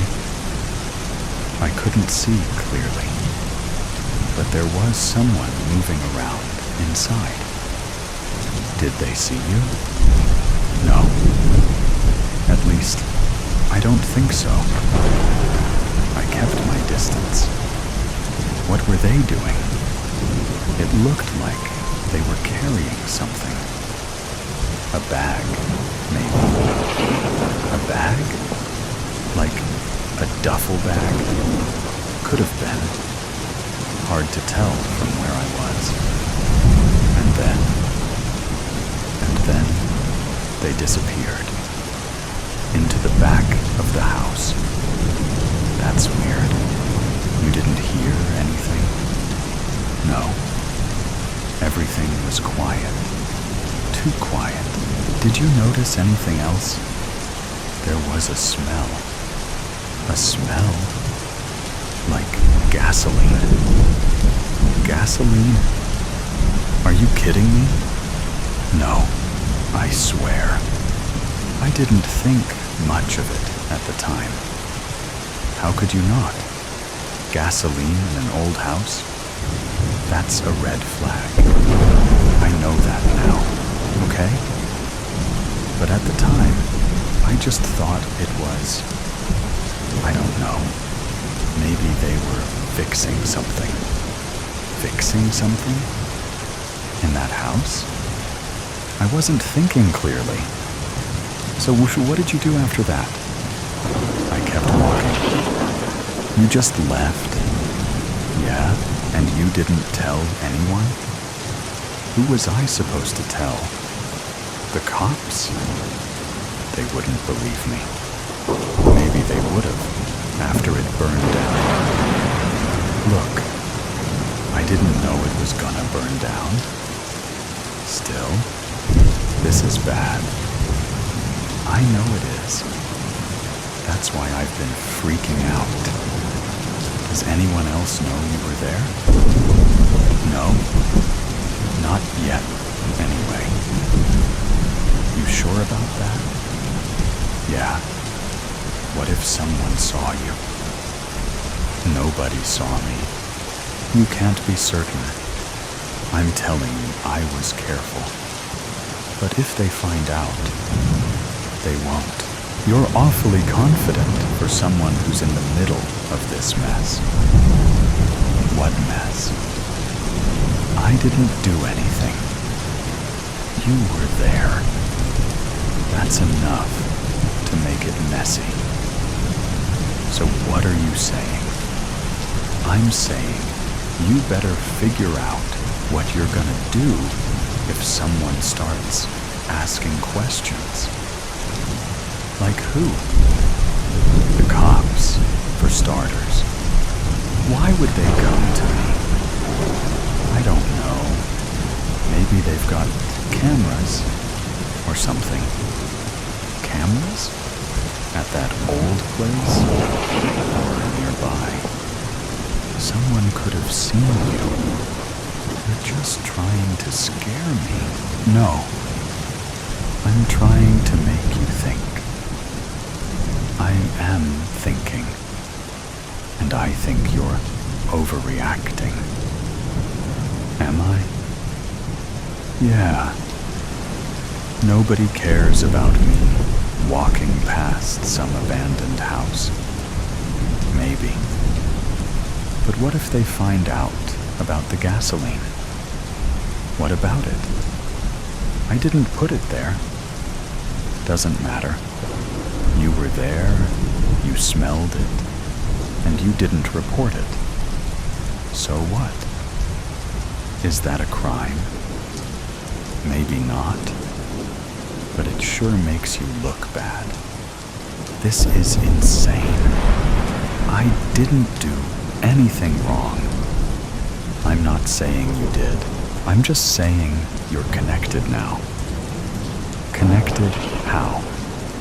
By walking through the park? By seeing something? Fine. Let's say the cops come. What am I supposed to tell them? The truth. The truth? Yeah.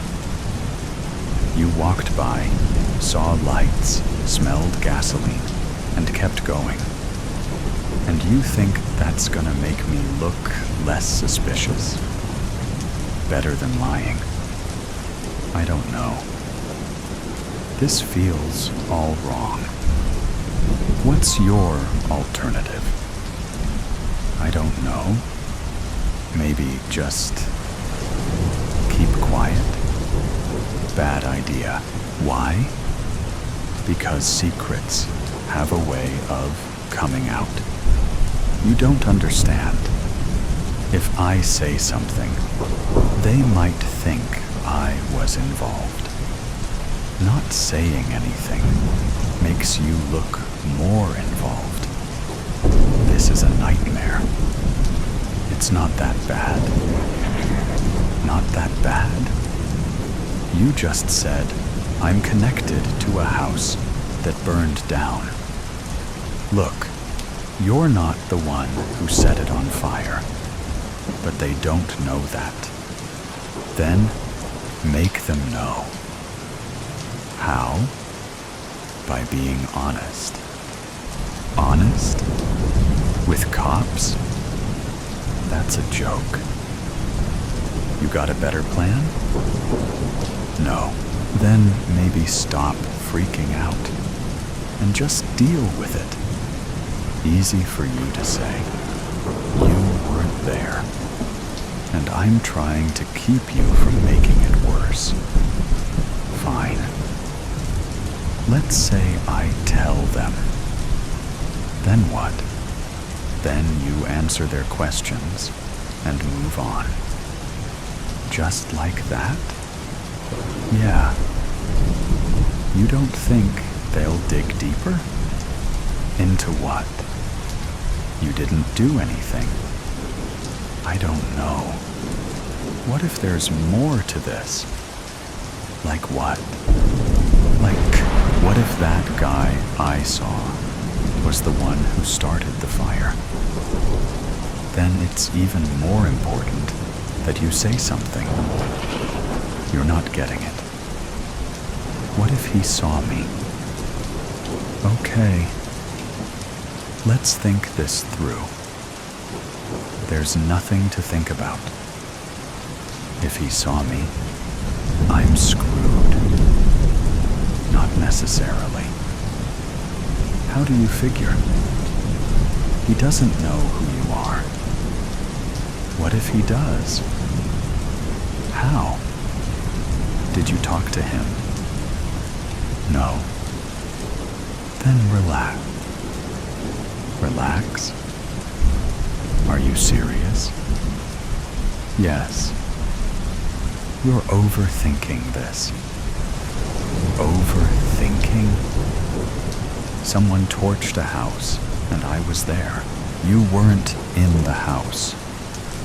But I saw him, and he didn't see you. You don't know that.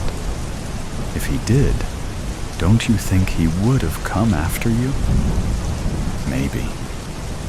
Or maybe he's waiting. For what? I don't know. To make sure I don't talk. You're spiraling. Am I? What if this guy's dangerous? He might be. All the more reason to go to the cops. I can't. Why not? Because if I talk, and he finds out, you're making this bigger than it is. Am I? Yeah. I don't think you get how serious this is. I do. And that's why you need to stop hiding. I can't. You can. No, I can't. What if... Stop. Listen to yourself. What? You're working yourself up over nothing. Nothing? Yeah. You think this is nothing? Compared to what it could be? Yeah. What does that mean? It means you're not the one who burned the house down. And that's all that matters. I wish I could believe that. You should. I don't know. Then figure it out fast. Because this isn't going away. What do you mean? Sooner or later, someone's gonna come knocking. And when they do, be ready. I hope you're right. I am. You better be. I am. Who was it then? Friday night. Mary, a 24-year-old girl, tired from job, was going to her childhood bestie, Julia. Julia and I studied in the same class, murmured Mary, sitting in Metropolitan. God, I can't believe this is happening. I am going to meet my best friend after 9 years. I am full of tears, said Mary, with eyes full of tears in her eyes. Actually, these tears were symbolizing her happiness and grief at the same time. She was remembering the moments spent with her Julia. Hey, miss, can we talk, if you don't mind? Questioned Mary from a young lady in front of her. The young lady was surprised that a girl wanted to share her feelings in an excitement. She could not stop herself from knowing the reason behind her excitement. Yeah, of course, replied the young lady. Myself, Mary. I am 24 and work for Walmart. Just got a weekend free for myself. I am just going to meet my childhood bestie named Julia. I still remember the days we bunked up classes together, the way we jumped in the playground, enjoyed the lunch together, stole food of other classmates, and ruined the notebooks to be checked by teachers. Ha ha. Mary spoke out all of this in breathless. But wait, she started crying while laughing. What was it? Wondered the young lady. She asked the reason that why she became suddenly sad. Mary replied, she was always in a gloomy mood in the morning. Her dad used to beat her mom a lot. She was from Islam. She used to tell me that her dad did not allow her mom to stand even by the window of the balcony. Slapped her mom without telling any reason. Always in a hurry of money for drinking alcohol. One day, her mom refused to give money for it. As a result, her dad broke a leg of her mom. She became very upset on that day. I advised many times to her that she should encourage her mom for divorce. But she said that Mom will never agree upon it. On the day she told me about her mom's broken leg, I did not know that it would be the last day to see her in the school. After that, she never came. Just this is the story of ours. Ah, that was such a sad ending, wondered the young lady. So now you are finally going to meet up your bestie, right? Asked the young lady. Yes, replied Mary. The young lady asked her that. From where did Mary got her friend's address? Mary told that she went to her friend's old address, and the neighbors told that the family has shifted to Newtown B. Ah, just 2 kms away, and my destination will be right there. I am coming, Julia, spoke Mary. The young lady asked her many other questions, like why did Mary wait for so many years? Mary told that she became busy in her busy and boring life. Also, she answered her many other questions. Now, it was the time when Station was finally going to be there. The young lady could not stop herself from getting off with Mary. She actually wanted to know about many other things, and also wanted to know that how does her friend and family look now. She decided to go with Mary to Julia's home. When they both finally arrived at their destination, Mary knocked the door. A man aged about 70 to 72 opened the door. Mary ran to the house and started shouting, "Julia! Oh my Julu! Julie, where are you? I have arrived. Now don't play hide and seek." The old man spoke. "What rubbish! What the hell is it?" Julia was my wife. She died 40 years ago in a car accident with her mom. Mary replied, "I am not joking. I know her since childhood. She could not be dead, and she was young, not that much aged. We played just 9 years ago. She told me everything that happened to her mom." Mary told all the information and story about Julia to that old man.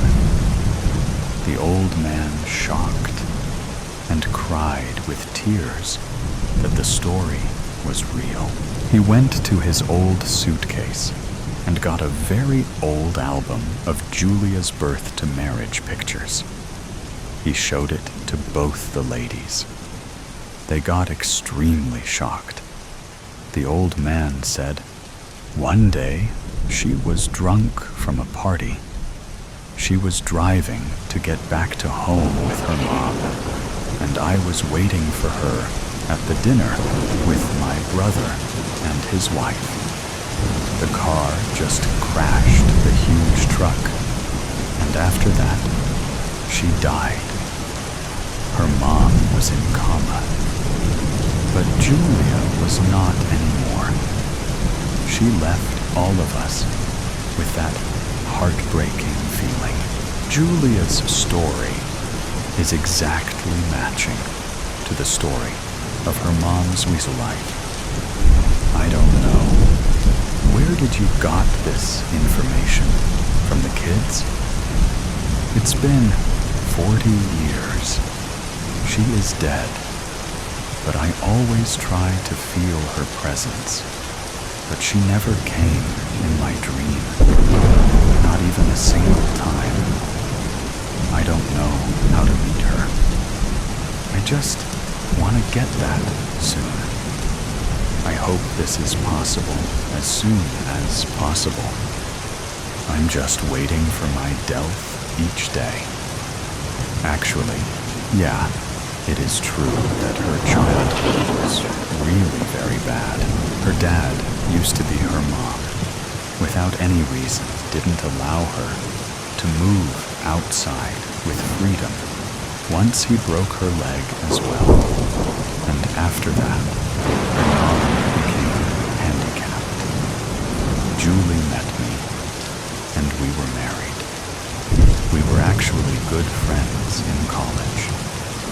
After we got married, her dad was dead. Her mom shifted to us. They both were actually happy, but she never could forgive her. That because her dad had ruined her mom and her childhood. The flood got out of their feet. That how could this happen? Mary was shocked that the story was true, and Julie's face was the same. But how could this be like that? She was an old lady, already dead, and wondered that what about the girl she played with all the time? All of the three started crying, and the young lady was very frightened. She tremblingly said, "Who was it then?" Silent, but deadly. The grass waves to the breath-filled song of the wind. No, wait. That doesn't sound quite right. Maybe just the voice of the wind. The luscious grass dances as the wind sings. Something like that anyway. I look around me, casually, like I'm taking in the view, and not at all looking for a sudden change in the landscape that would signal my end. Should I admit that I'm scared? I'd be mad not to. But then this is madness. I'm narrating my life because my life actually depends on it. The moment I go quiet, it'll come for me. I know that much. Sneaky bollocks, tricking people into being quiet when that's how it finds them. I still don't get that.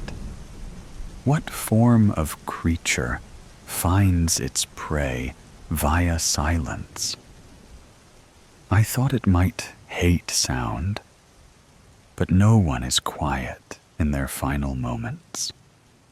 And it doesn't seem fazed by the screaming. I shouldn't talk about that. Difficult to filter, though. I can't stop the words coming out. The words are my shield. All I have to do is think of things to say as I walk these next few fields, and then I'll be in the next village, and I can find a radio or just something, anything, to make some noise for me. Then I can sleep. I am so tired. Wait a minute. What if I yawn? Does a yawn count? Or will I be interrupting the flow of sound that protects me? I can't fall or hit a limb against anything, nor can I snag myself on an errant nail. Errant. Where did that come from? I've noticed that my language is getting more flowery. That's good. I don't have to find quite so many words. They're flowing out from me, as though the tap in my mind has been turned a little more. I never knew I had a tap in my mind. This'll do. I can manage this. And I need to stay on top of it. conscious of the stream. I don't want to get carried away and pause in a fog of confusion. I could say any old words. I could do that. But I think I'd go mad as I stirred that crazy word salad around. And then where would I be? I need to keep it together. Find somewhere to sit it out. Surround myself with a wall of sound. And then sleep seems a world away. I'd need someone with me so we could take it in turns to sit watch. Would that work? Would a radio even work? Does it work if the noise isn't coming from you? Does the quality of the sound make a difference? A voice that comes from a mouth is different to one that comes via a speaker. Am I kidding myself?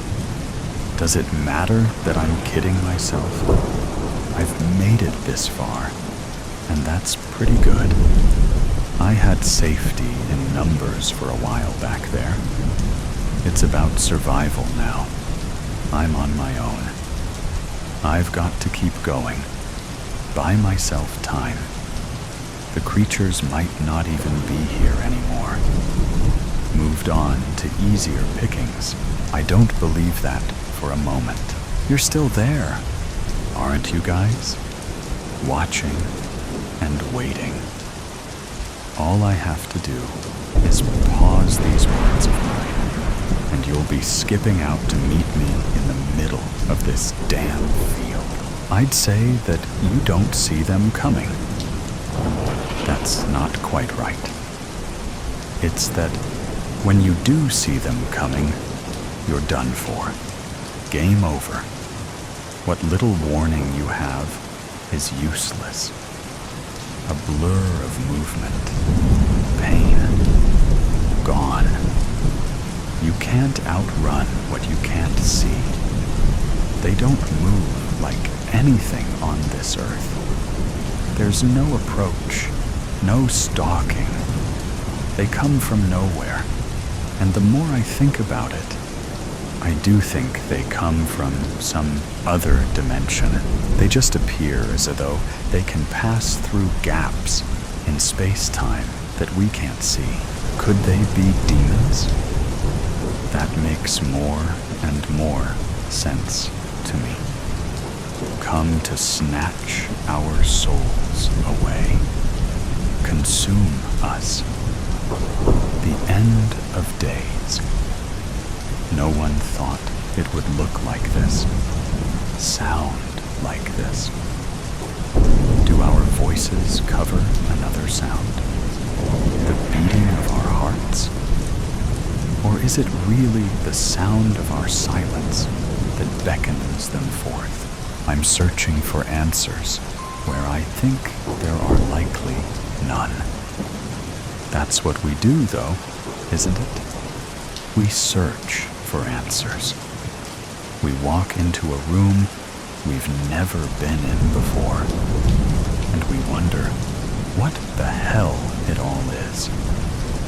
Thankfully, rooms have conventions, like bloody walls and a sodding floor and a buggering ceiling, crappy sofas if it's a living room, a shitty cooker, and an arsehole fridge if it's a kitchen, a bastard bed if it's a...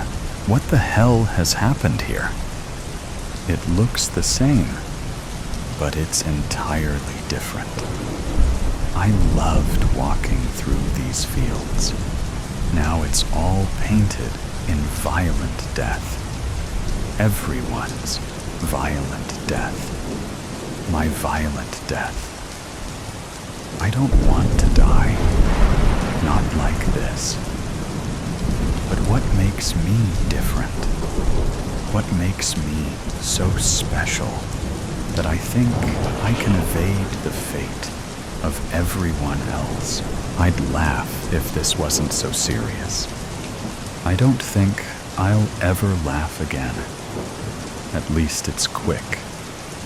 It seems quick, anyway. Oh, what if they drag you through those invisible gaps? What if the pain goes on beyond what I have seen? Why do my thoughts go there? Think happy thoughts. Why is the bloody happy cupboard bare? I wish we lived by the sea. That would be nice. I wonder whether they can follow you over the water. I hope not. I hope there are places that they can't go. I hope they eventually give up. They won't, though, will they? Would we? Perhaps they're aliens. Or a lab experiment gone wrong. Doesn't matter, though, does it?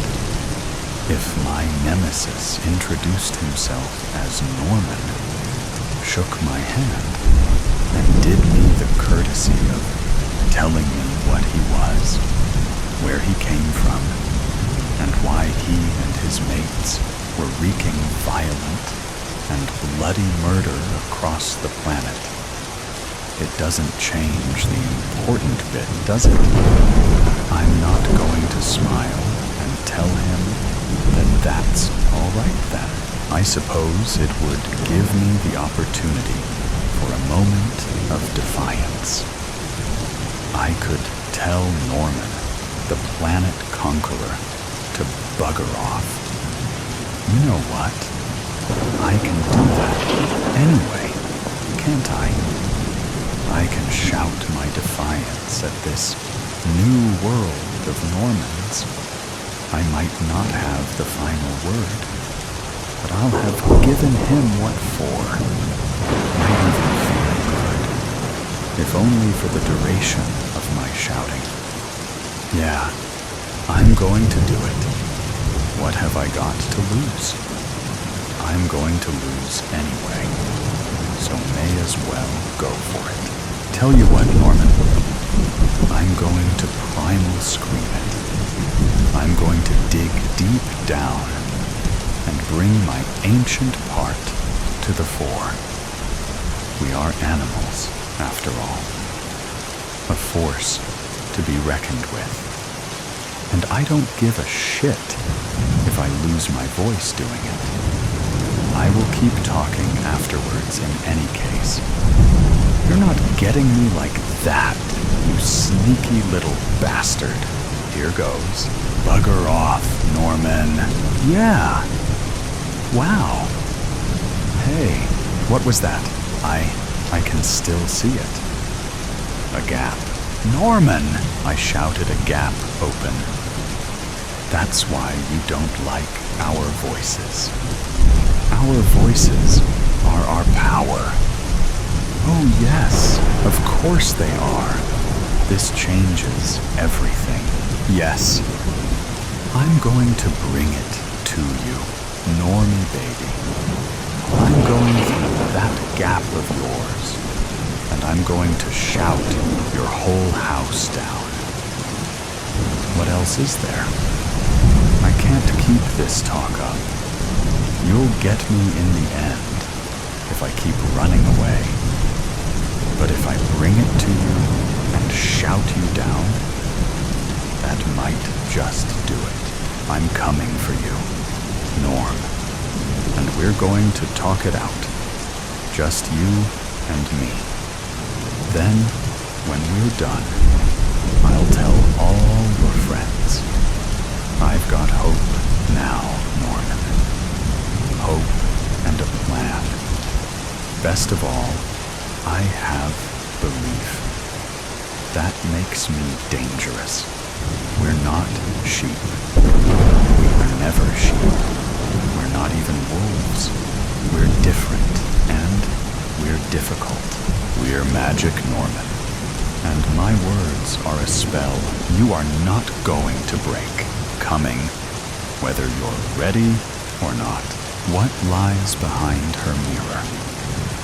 Detective Sarah Chen stared at the ornate Victorian mirror, its silver surface reflecting nothing but shadows in the dim light of the abandoned mansion. 3 days, 3 women missing, and all connected to this house. The mirror seemed to mock her with its emptiness. Find anything? Detective Mike Rodriguez's voice echoed from the hallway. Just another dead end, Sarah replied. But something about the mirror kept drawing her attention. The curved floral patterns along its frame seemed to shift in her peripheral vision. But when she looked directly at them, they were perfectly still. The homeowner's alibi checks out, Mike said, entering the room. He was in Tokyo when the first woman disappeared. Sarah traced her fingers along the mirror's frame. What about his wife? That's where it gets interesting. Mike pulled out his notebook. Mrs. Eleanor Wright hasn't been seen in public for 6 months. Neighbors say she became a recluse after their daughter's suicide last year. Sarah's hand froze on the frame. Suicide? That wasn't in the case file, because it wasn't ruled a suicide officially. The daughter, Rebecca Wright, 19, was found in this room, in front of this mirror, with no signs of trauma. Toxicology came back clean. They called it natural causes, but 19-year-olds don't just die of natural causes, Sarah finished. She leaned closer to the mirror, her breath fogging the glass. For a moment, she thought she saw something move behind her reflection. A shadow darker than the others. Here's the part that'll give you chills, Mike continued. Each of our missing women reported seeing someone following them in mirrors before they disappeared. Their therapists all noted it as a shared delusion. Sarah stepped back from the mirror.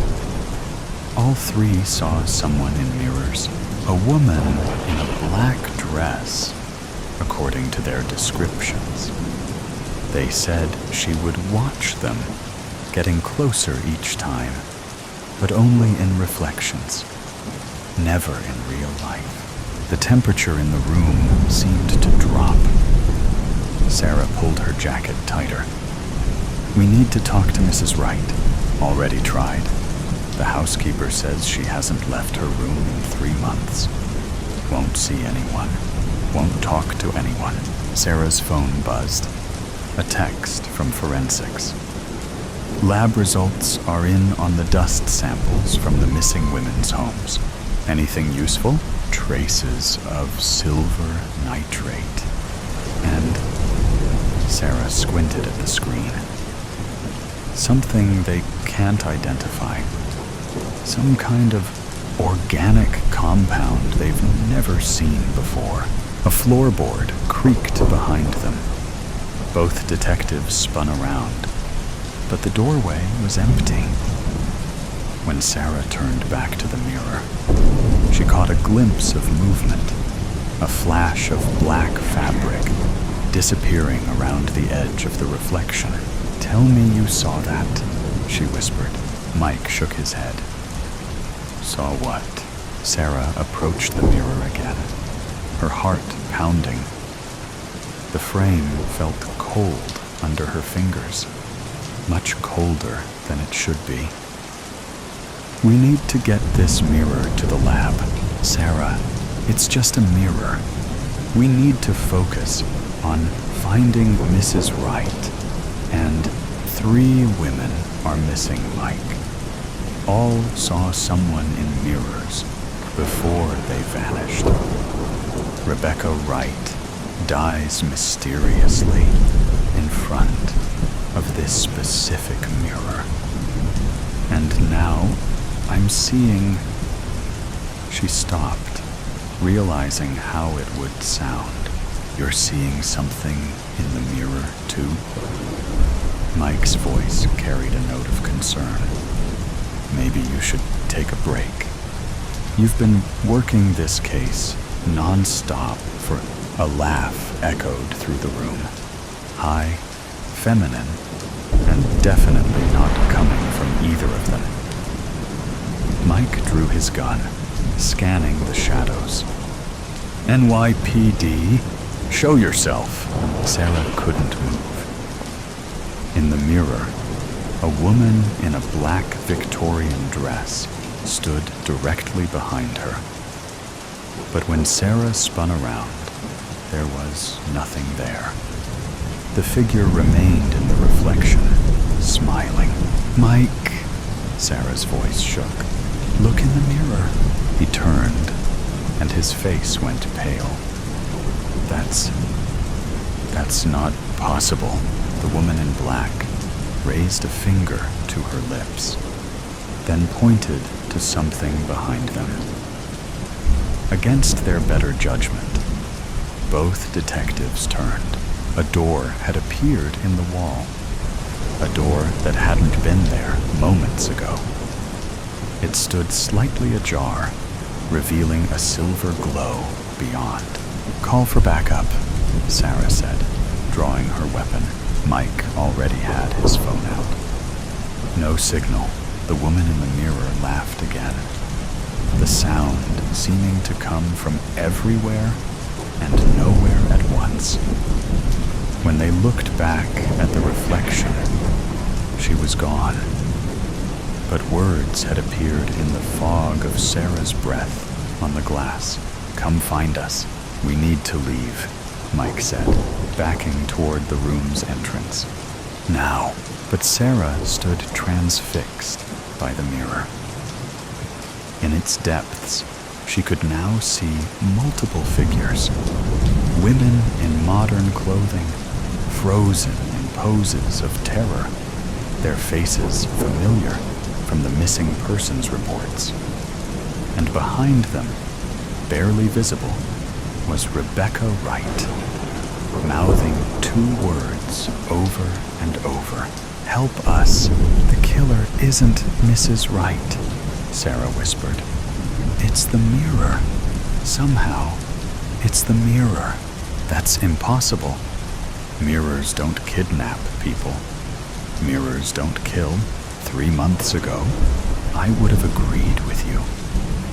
Sarah's fingers found a catch in the mirror's frame. A small lever hidden among the floral patterns. But look at the evidence.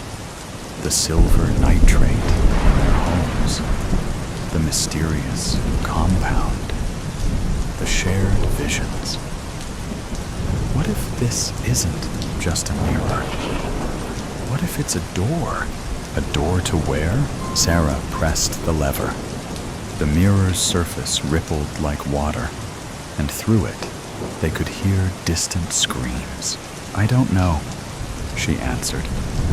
But those women are still alive in there, and we're going to get them out.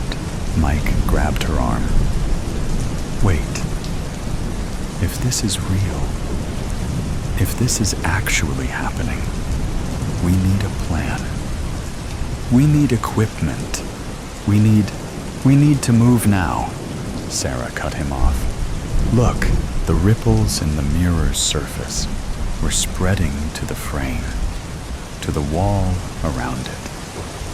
The door behind them creaked wider, the silver light growing brighter. It's not just a portal, Sarah realized. It's expanding. If we don't stop it now, it'll take over the whole house, Mike finished. The whole city. Sarah checked her gun, knowing it might be useless against whatever waited on the other side. I'm going in. Call for backup if you get a signal. If I'm not back in 30 minutes, I'm coming with you, Mike said firmly. Partners don't let partners enter interdimensional mirrors alone, despite everything. Sarah smiled. Ready? Mike nodded. Ready. Together, they stepped through the rippling surface. The last thing they saw in the normal world was their own reflections, distorting and fragmenting as reality bent around them. Then they were falling through silver light, the screams growing louder. And somewhere ahead, a woman in black was laughing. The mirror stood silent in the empty room, its surface slowly stilling, until it once again showed only shadows. But if anyone had looked closely, they might have seen new figures in its depths. A man and woman in police uniforms, running through an endless maze of mirrors, chasing a figure in a black dress who always stayed just out of reach. And on the wall, in elegant Victorian script, new words appeared in the dust. Who will come looking for them? A tale to tell. Is anyone sitting here? Harriet looked up at the older woman standing at the other end of the bench. No, not that I can see, she responded, thinking to herself, does it look like anyone sitting there? Her day had been hectic, and she desperately wanted to get home. The woman sat down, fussing her fur coat around her and shifting her ample bosom into place. I hear the train to Fauchester is delayed. How bothersome. Yes, it is. I'm not sure what's happening. Harriet glanced at the woman and then resumed her gaze on the departure board as destinations and times flicked updates, all except for the Fauchester line, which still said, departing at 14:10. It was now 3:20. I don't know what's happened to our railways. The older woman lifted her chin and adjusted her green cloche hat. It never used to be like this. At least someone would let you know what was going on. I just wish it would hurry up. Harriet glanced at her watch, as if doing so might cause something to happen. It really has disrupted my day. I should have been at a very important appointment in Fauchester with my accountant, you understand. These things are very important. It doesn't do to keep people waiting like this. Really, it doesn't. Harriet glanced at the woman. She was much older than her, in her mid-60s at least. And to Harriet, the talk of accountants, her fur coat, patent leather clasp handbag, and matching shoes left her feeling rather insignificant. I just need to get home. There's so much I need to do. And I've left Freddie with... She paused. Suddenly, her circumstances seemed so trivial in comparison with the rather affluent-looking women she was sharing the bench with. Freddie? You've left him. What have you left him with? If you don't mind me inquiring, of course. We seem to be stuck here, so we might as well have a chat to while away the time.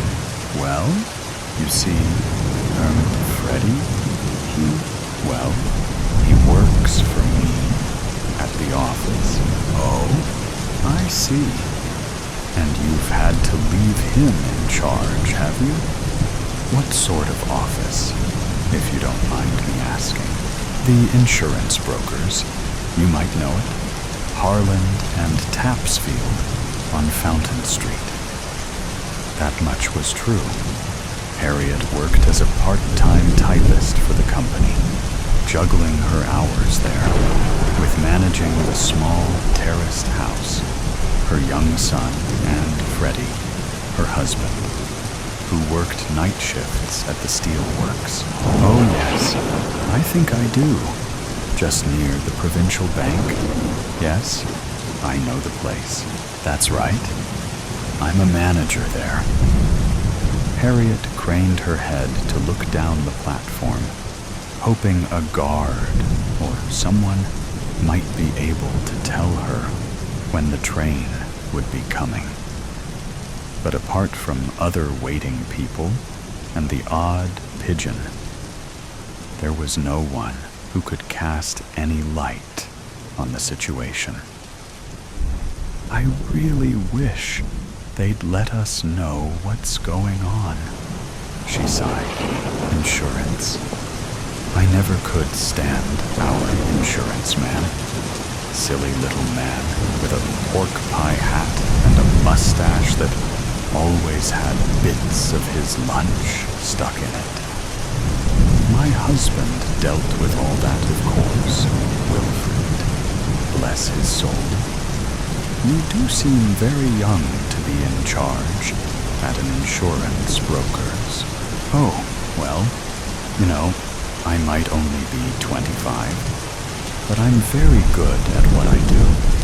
I certainly wouldn't have my people going around with lunch stuck in their mustaches.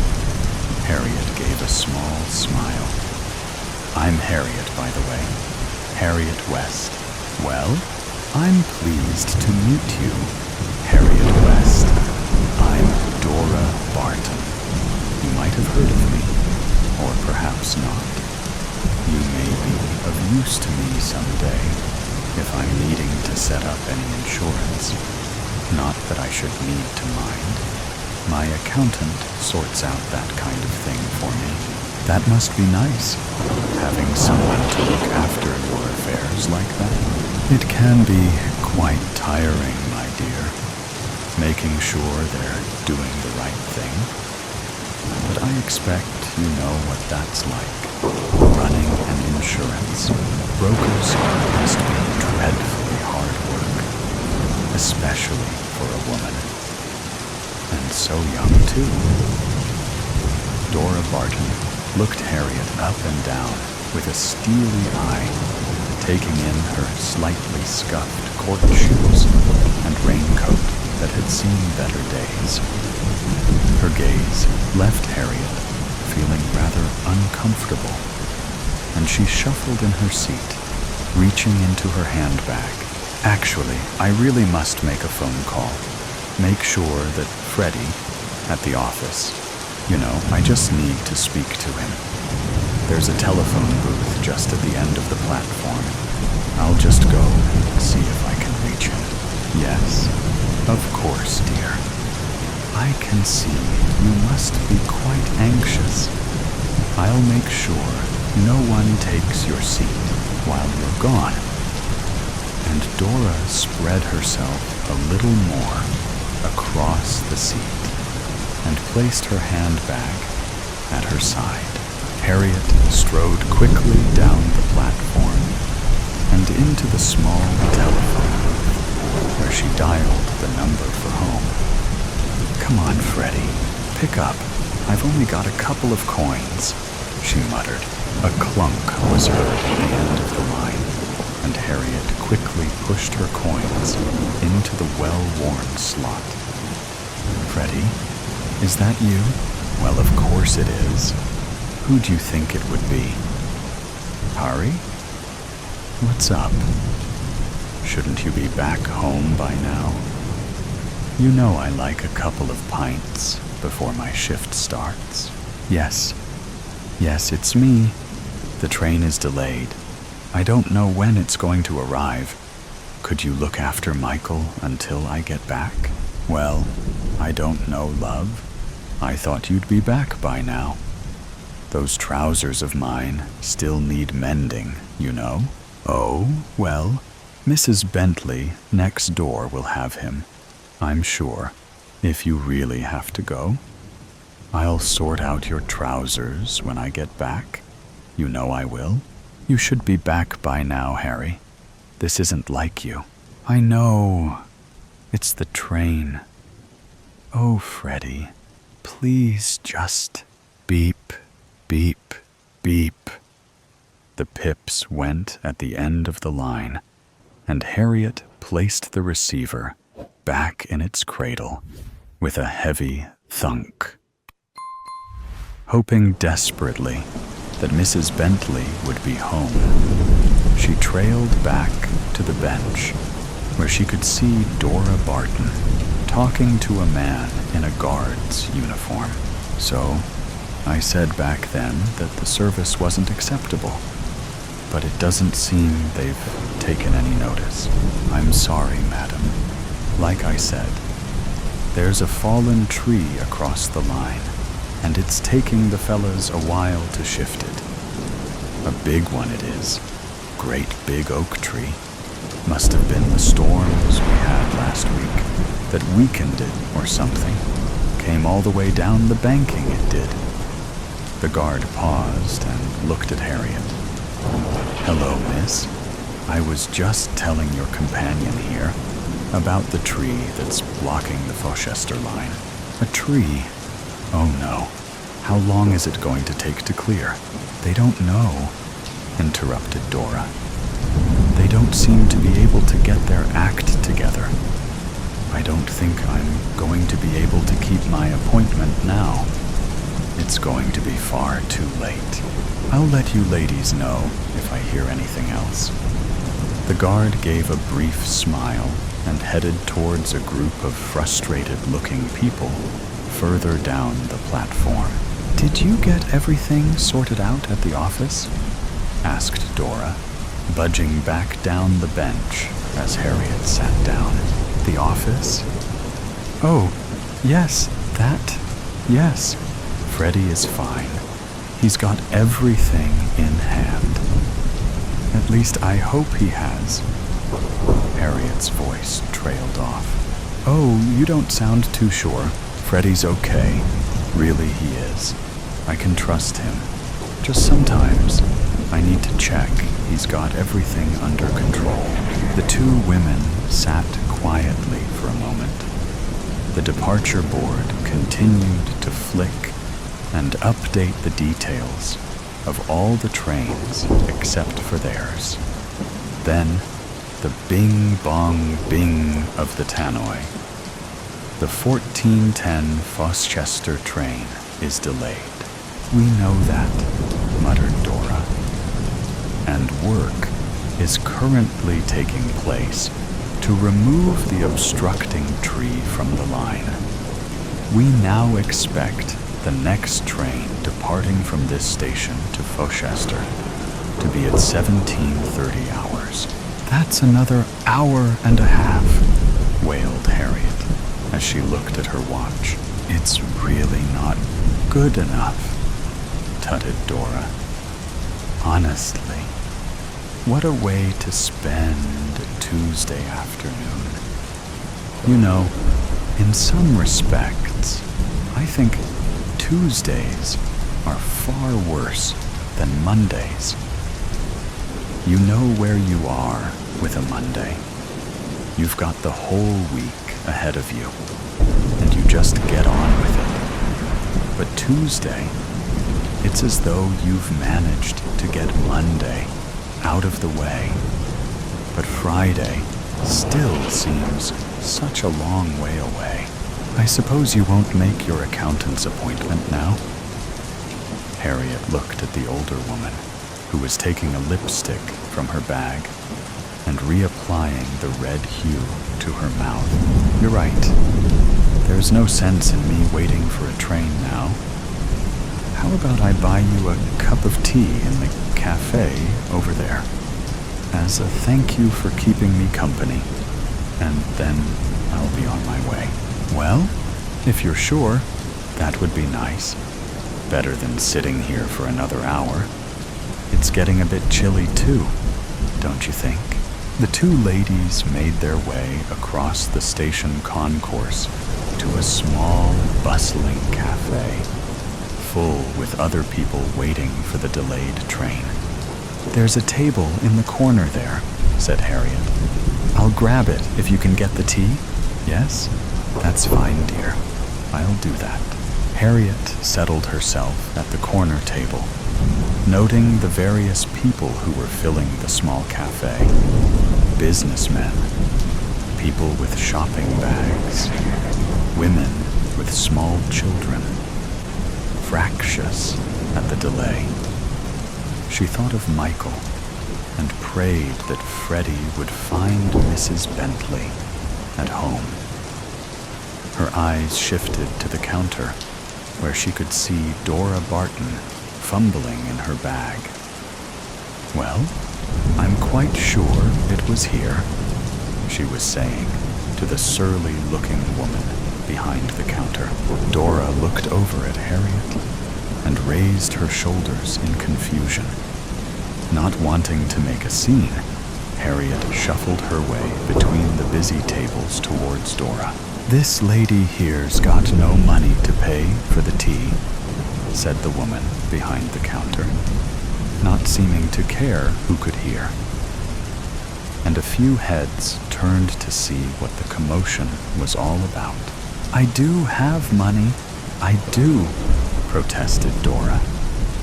"But it's not here," she continued, looking in her bag, which, from where Harriet stood, appeared to contain only handkerchiefs and lipsticks.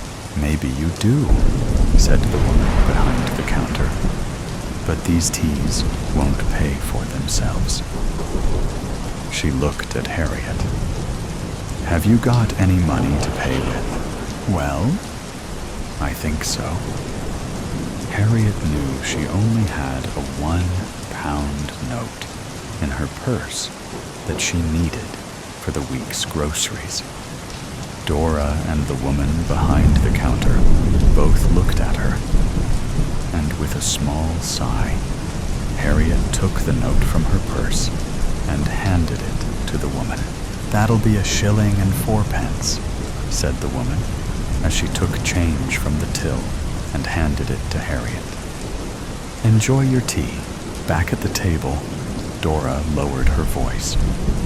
"My purse must have been stolen. I had it earlier. I'm so very embarrassed. Goodness knows what that woman must have thought." "I'm sure it will turn up," said Harriet, anxiously glancing out of the window to see if anything was happening that might indicate a train would be here soon. "Perhaps you left it at home." "Home? Well, perhaps I did that. But I must thank you for paying, though I'm sure, with your job, you won't mind spending a few pennies on a cup of tea. It's so terribly humiliating to be found with no money.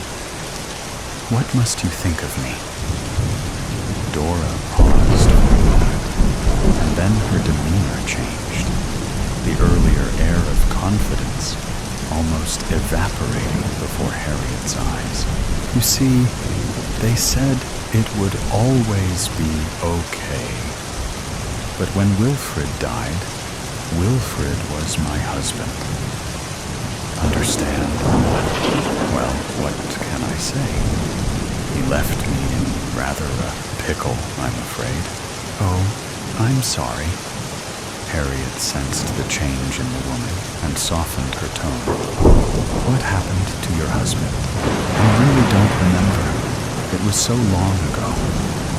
I was playing Titania in A Midsummer Night's Dream at the Palace Theater at the time. Everything is such a blur. I'm sure I remember the funeral. The lovely man who played Puck was there. He said something. I can just remember. If we shadows have offended, think but this, and all is mended. Yes, that's right. All is mended." Dora, are you okay? Harriet reached across the table and tentatively touched the older lady's arm. Immediately, Dora pulled her arm back in haste, as though something had bitten her. Don't touch me. No, don't do that. Harriet retracted her hand quickly, reaching for her teacup to steady herself. She looked at Dora over its rim. I hope you'll be all right, Dora, but I think I'll go and see what's happening with the train just now. Yes, you do that. They might have the Pullman carriage ready for me now. See if you can hurry them along, dear. Dora opened her handbag and feverishly reapplied her lipstick again. But I thought Harriet was distracted by a scene playing out on the concourse outside the cafe. A woman in a long brown Macintosh and a man in a white coat were standing talking to the guard.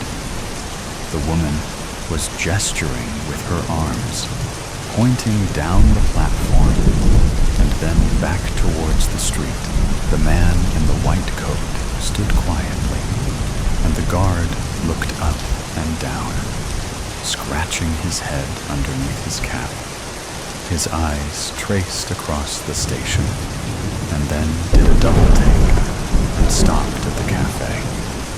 He looked at Harriet, who was just getting out of her seat, and pointed in her direction. The woman ran across the station, the man in the white coat following her as she burst into the cafe. Mother, she called across the small table-filled room. The voices in the cafe fell to a hush, and everyone looked at the woman, and then in Harriet and Dora's direction. Don't let them take me. Dora grabbed Harriet's arm. Please. The woman pushed her way between the tables, and now stood trembling as she looked down at Dora, who had her hands over her head and was trying to push herself as far as possible into the corner. Mother, please, we've been worried sick. Where have you been? Leave me alone. This lady here is looking after me. See, she bought me tea, and she runs an insurance broker's, so she is quite capable. I don't need you or your doctor friend over there. The woman in the brown Macintosh looked at Harriet, eyebrows raised and questions etched across her face.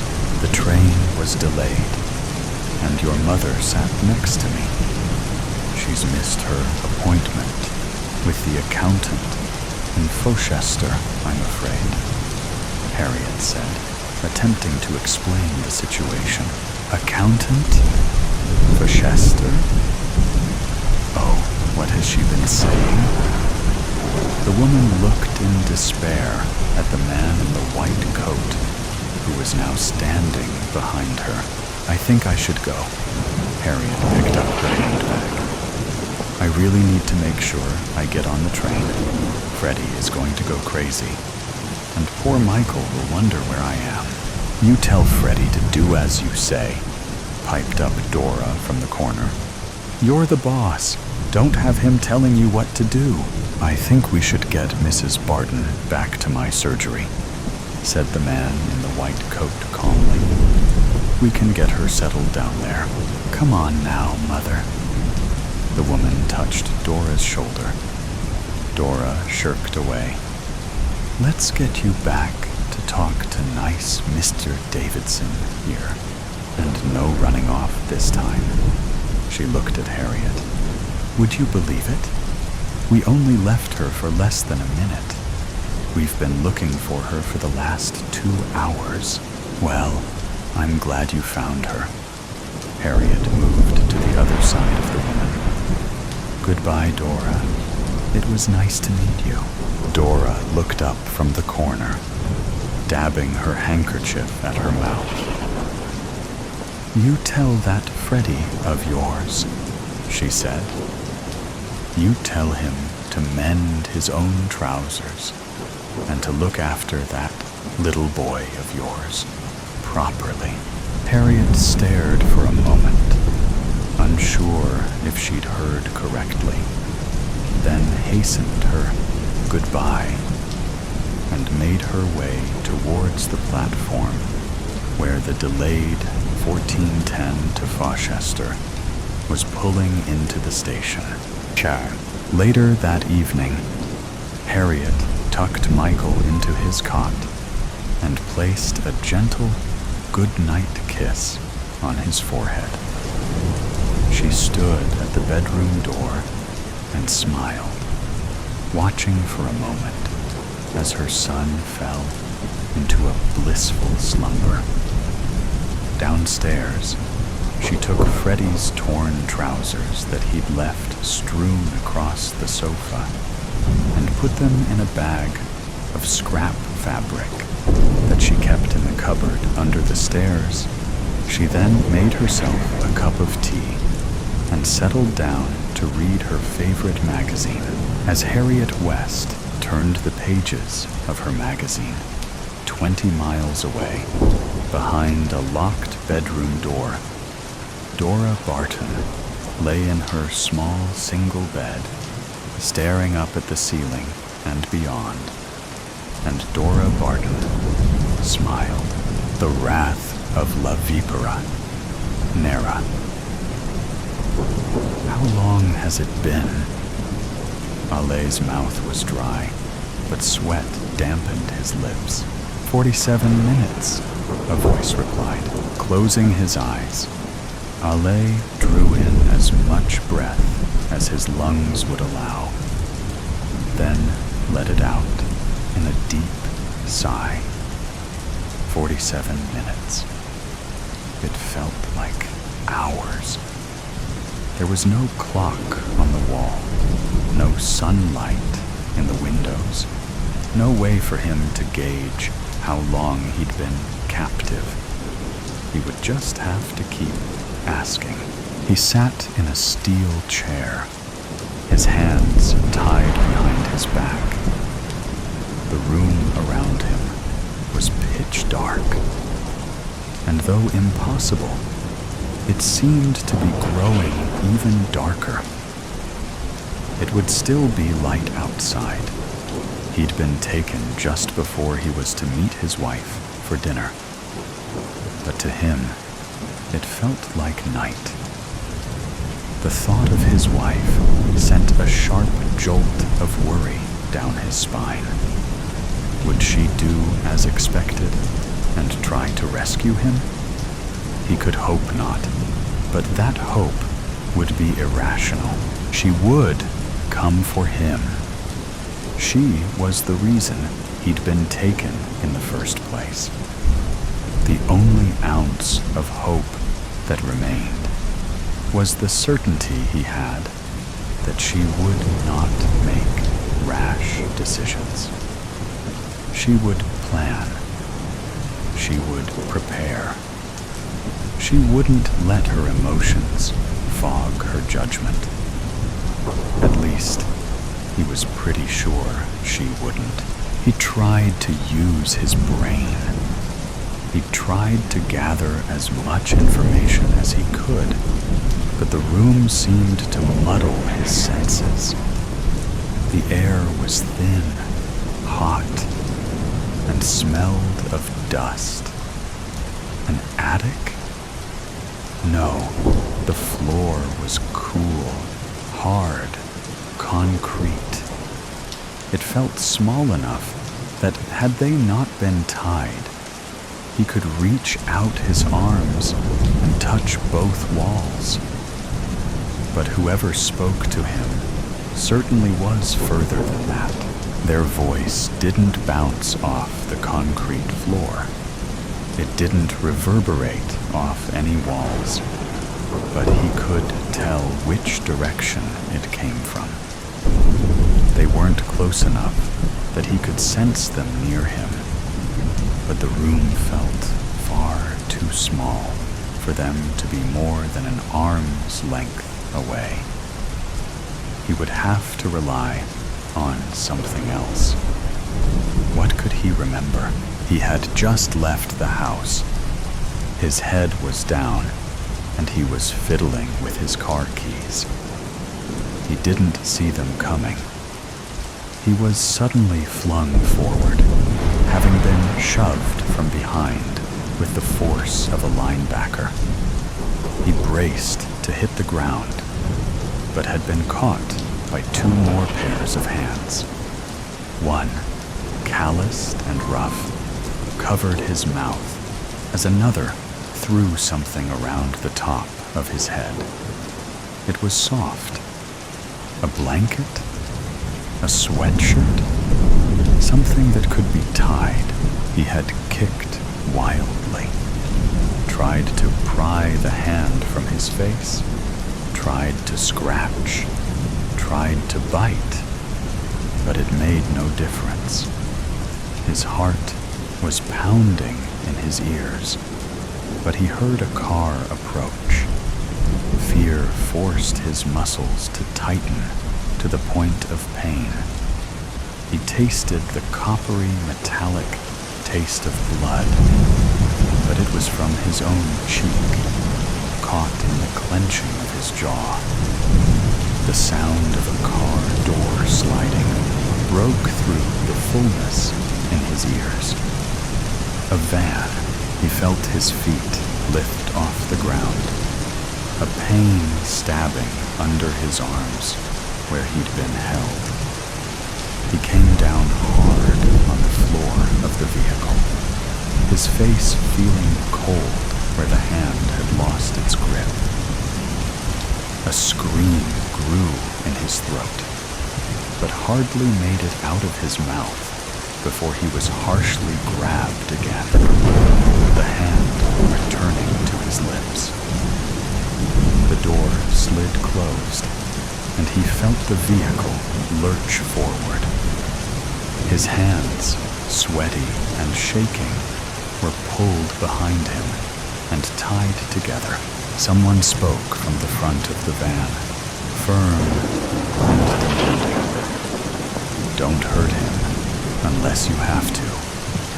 The less damage we do, the better. That should have been reassuring, but he knew he wasn't the target. His wife had made enemies.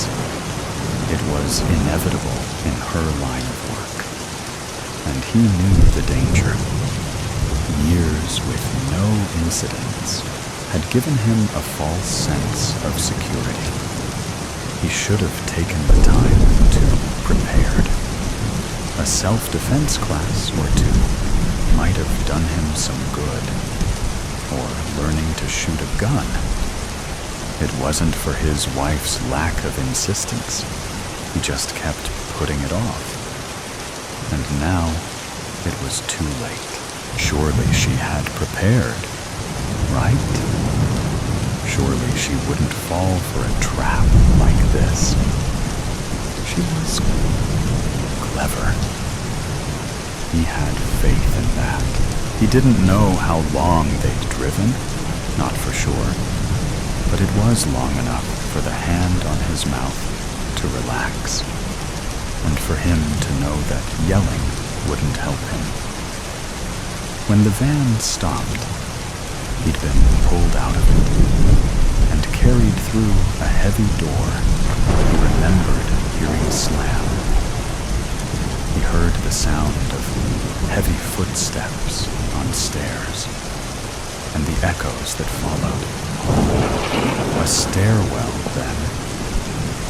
He struggled to focus, the shoulder of one of his captors digging uncomfortably into his gut. He tried to shift himself to sit more comfortably, but he found he was held too tightly. There was the sound of unintelligible whispers, another heavy door, and moments later, he he was lowered to his feet and pushed down onto a hard metal chair. Alessandro Foccetta. It wasn't said as a question. They knew who he was. He wouldn't give them the satisfaction of a response. Your wife, La Vipera Nera. How much do you suppose you're worth to her? He couldn't fight them off. He knew that the second they'd assaulted him, but he could keep his mouth shut. He heard his interrogator tap impatiently on something. A table? I'm sure it's hard to place value on things when you're the most successful thief in Los Angeles. Money doesn't mean the same thing to you as it does to everyone else, does it? Silence. Again. Al was sure he'd make it out of this. And if his wife did too, she'd surely have something to say about being called the most successful thief in LA. Successful? Without a doubt. Thief? She'd fume at the label. He found it hard not to laugh aloud at the thought. They were right. Money didn't mean the same thing to them. It meant something far different 15 years earlier, when the two of them survived off bread, peanut butter, 69 boxes of dried pasta, and canned tuna. But now? Did money mean anything at all anymore? It doesn't matter. Once she sends us $20,000, we're free to go. Al felt a smile form on his lips. He tried to swallow the laugh that was threatening to burst from him, but it came out anyway. He heard a clatter, something thrown to the floor. Anger laced his interrogator's voice. What the fuck is so funny? Ale sucked in his lips, trying to stifle his laughter. 20,000. So you've gone and pissed off La Vipera Nera for $20,000? He fought another wave of laughter, reminding himself where he was. He didn't know these people. They could still kill her. There were plenty of people who'd pay more than $20,000 for her head. You could have asked her for $20,000. She might have wondered what for, but she knows what it's like to be desperate for money. It's what had gotten her into the business she was in, after all. Instead, you decided to kidnap her husband and hold him for ransom. No, I don't think she'll give you the money, even if you really were just going to let me go. I think she's going to kill you. He felt a rush of cool air as the man stood. We better hope she makes this easy for all of us. And with that, he was gone. Ale leaned back, feeling the cool steel of the chair through his shirt. It felt nice. Wherever they had him, they hadn't bothered to turn on any air. He wondered what plan his wife would cook up, and let himself imagine it for a few minutes. The silence was broken by footsteps on the hard floor, and he felt someone lean over him. His breath quickened, but he forced it to slow. Their hand gripped the cloth at his head, and he felt a rush of cooler air against his forehead as it was removed. He opened his eyes, expecting to take in a view of the room, but it was complete darkness. He didn't hear the person retreat, but he no longer felt them next to him. How long has it been? He was suddenly aware of how dry his mouth was. Half hour, a voice answered. It wasn't his interrogator. It was too shaky, too unsure. He sounded young. Someone roped into a task that was way over his head. El almost felt sorry for him. He didn't know how long his wife would take. Part of him hoped it wouldn't take long at all. But part of him knew that the longer it took, the more solid her plan would be. In the meantime, the room seemed to suffocate him. Sweat beaded on his face. He could feel it slide down his neck. He hoped he'd be conscious when she finally did come. He felt as if he was swaying, but in the darkness, he couldn't quite tell. How long has it been? 47 minutes.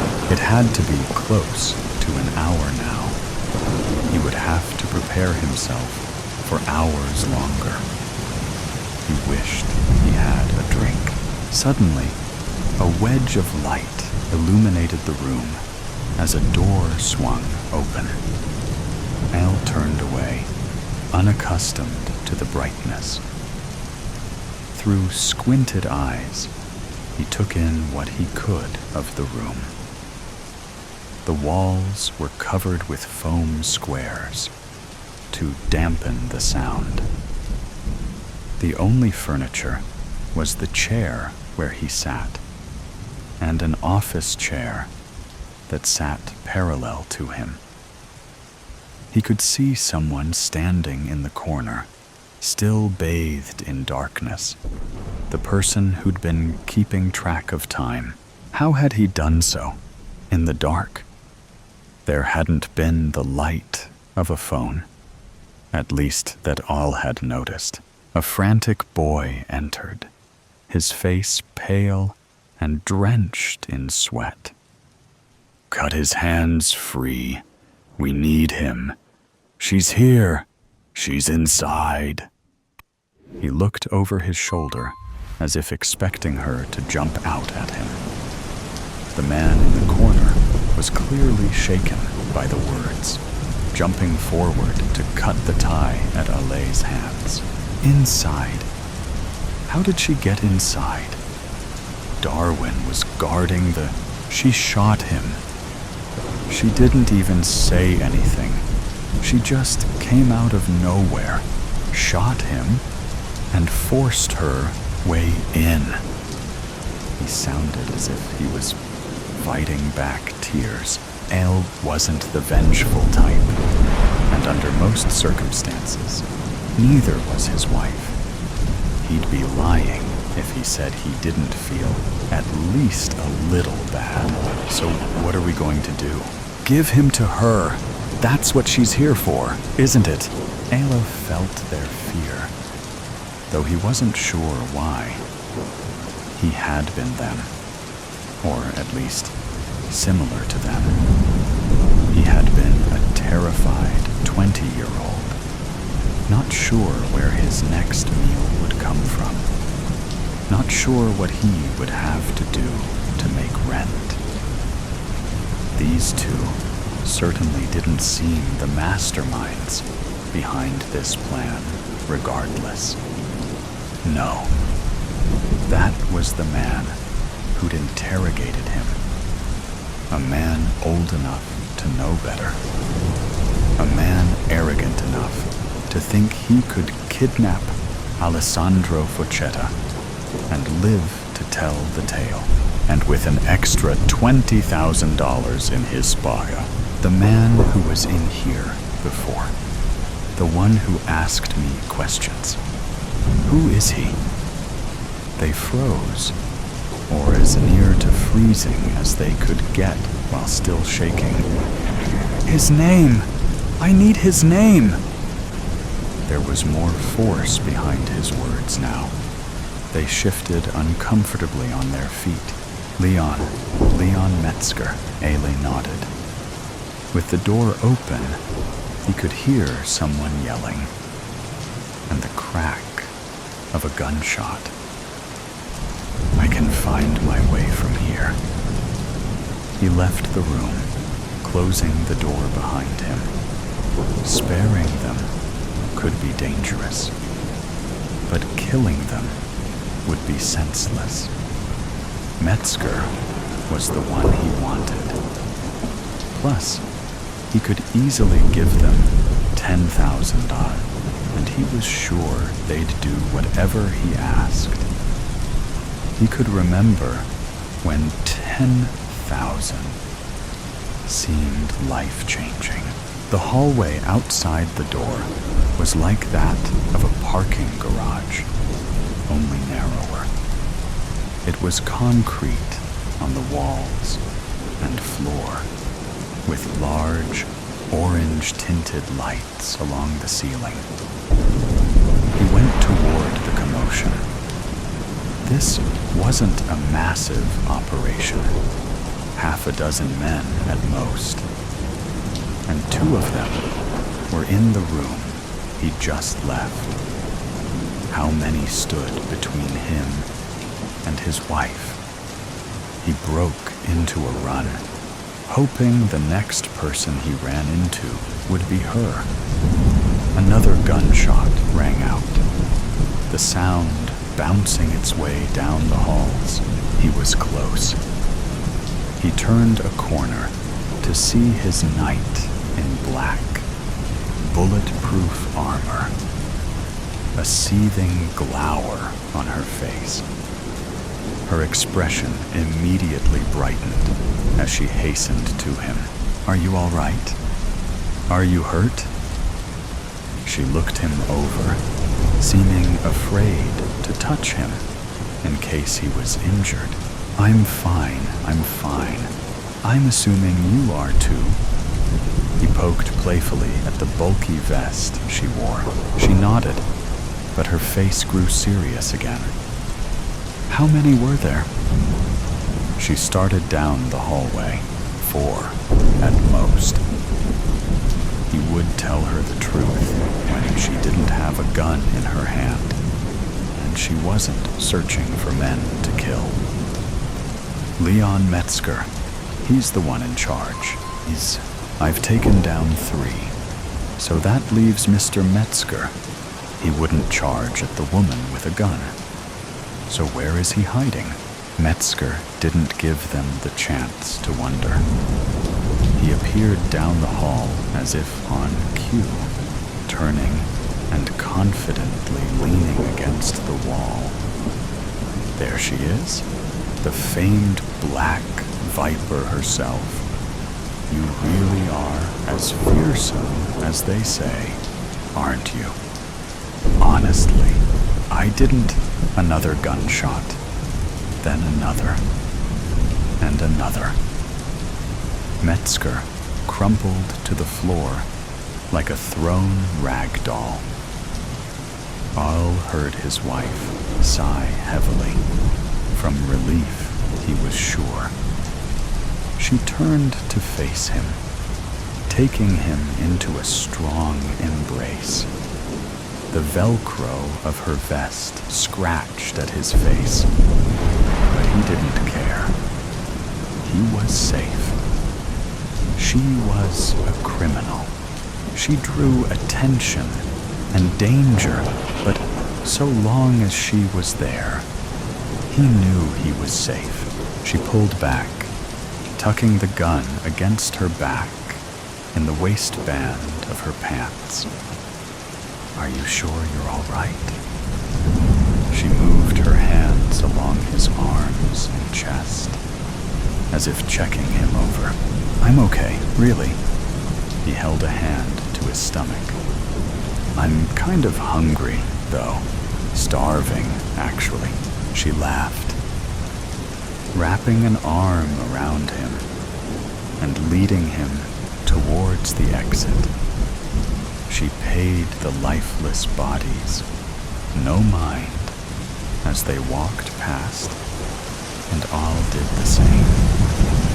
"We still have enough time to get to our dinner reservations," she said cheerfully, as he pulled open the door for her. "Actually, I'm really craving pasta. The dried pasta we used to get, with the jarred sauce from the dollar store."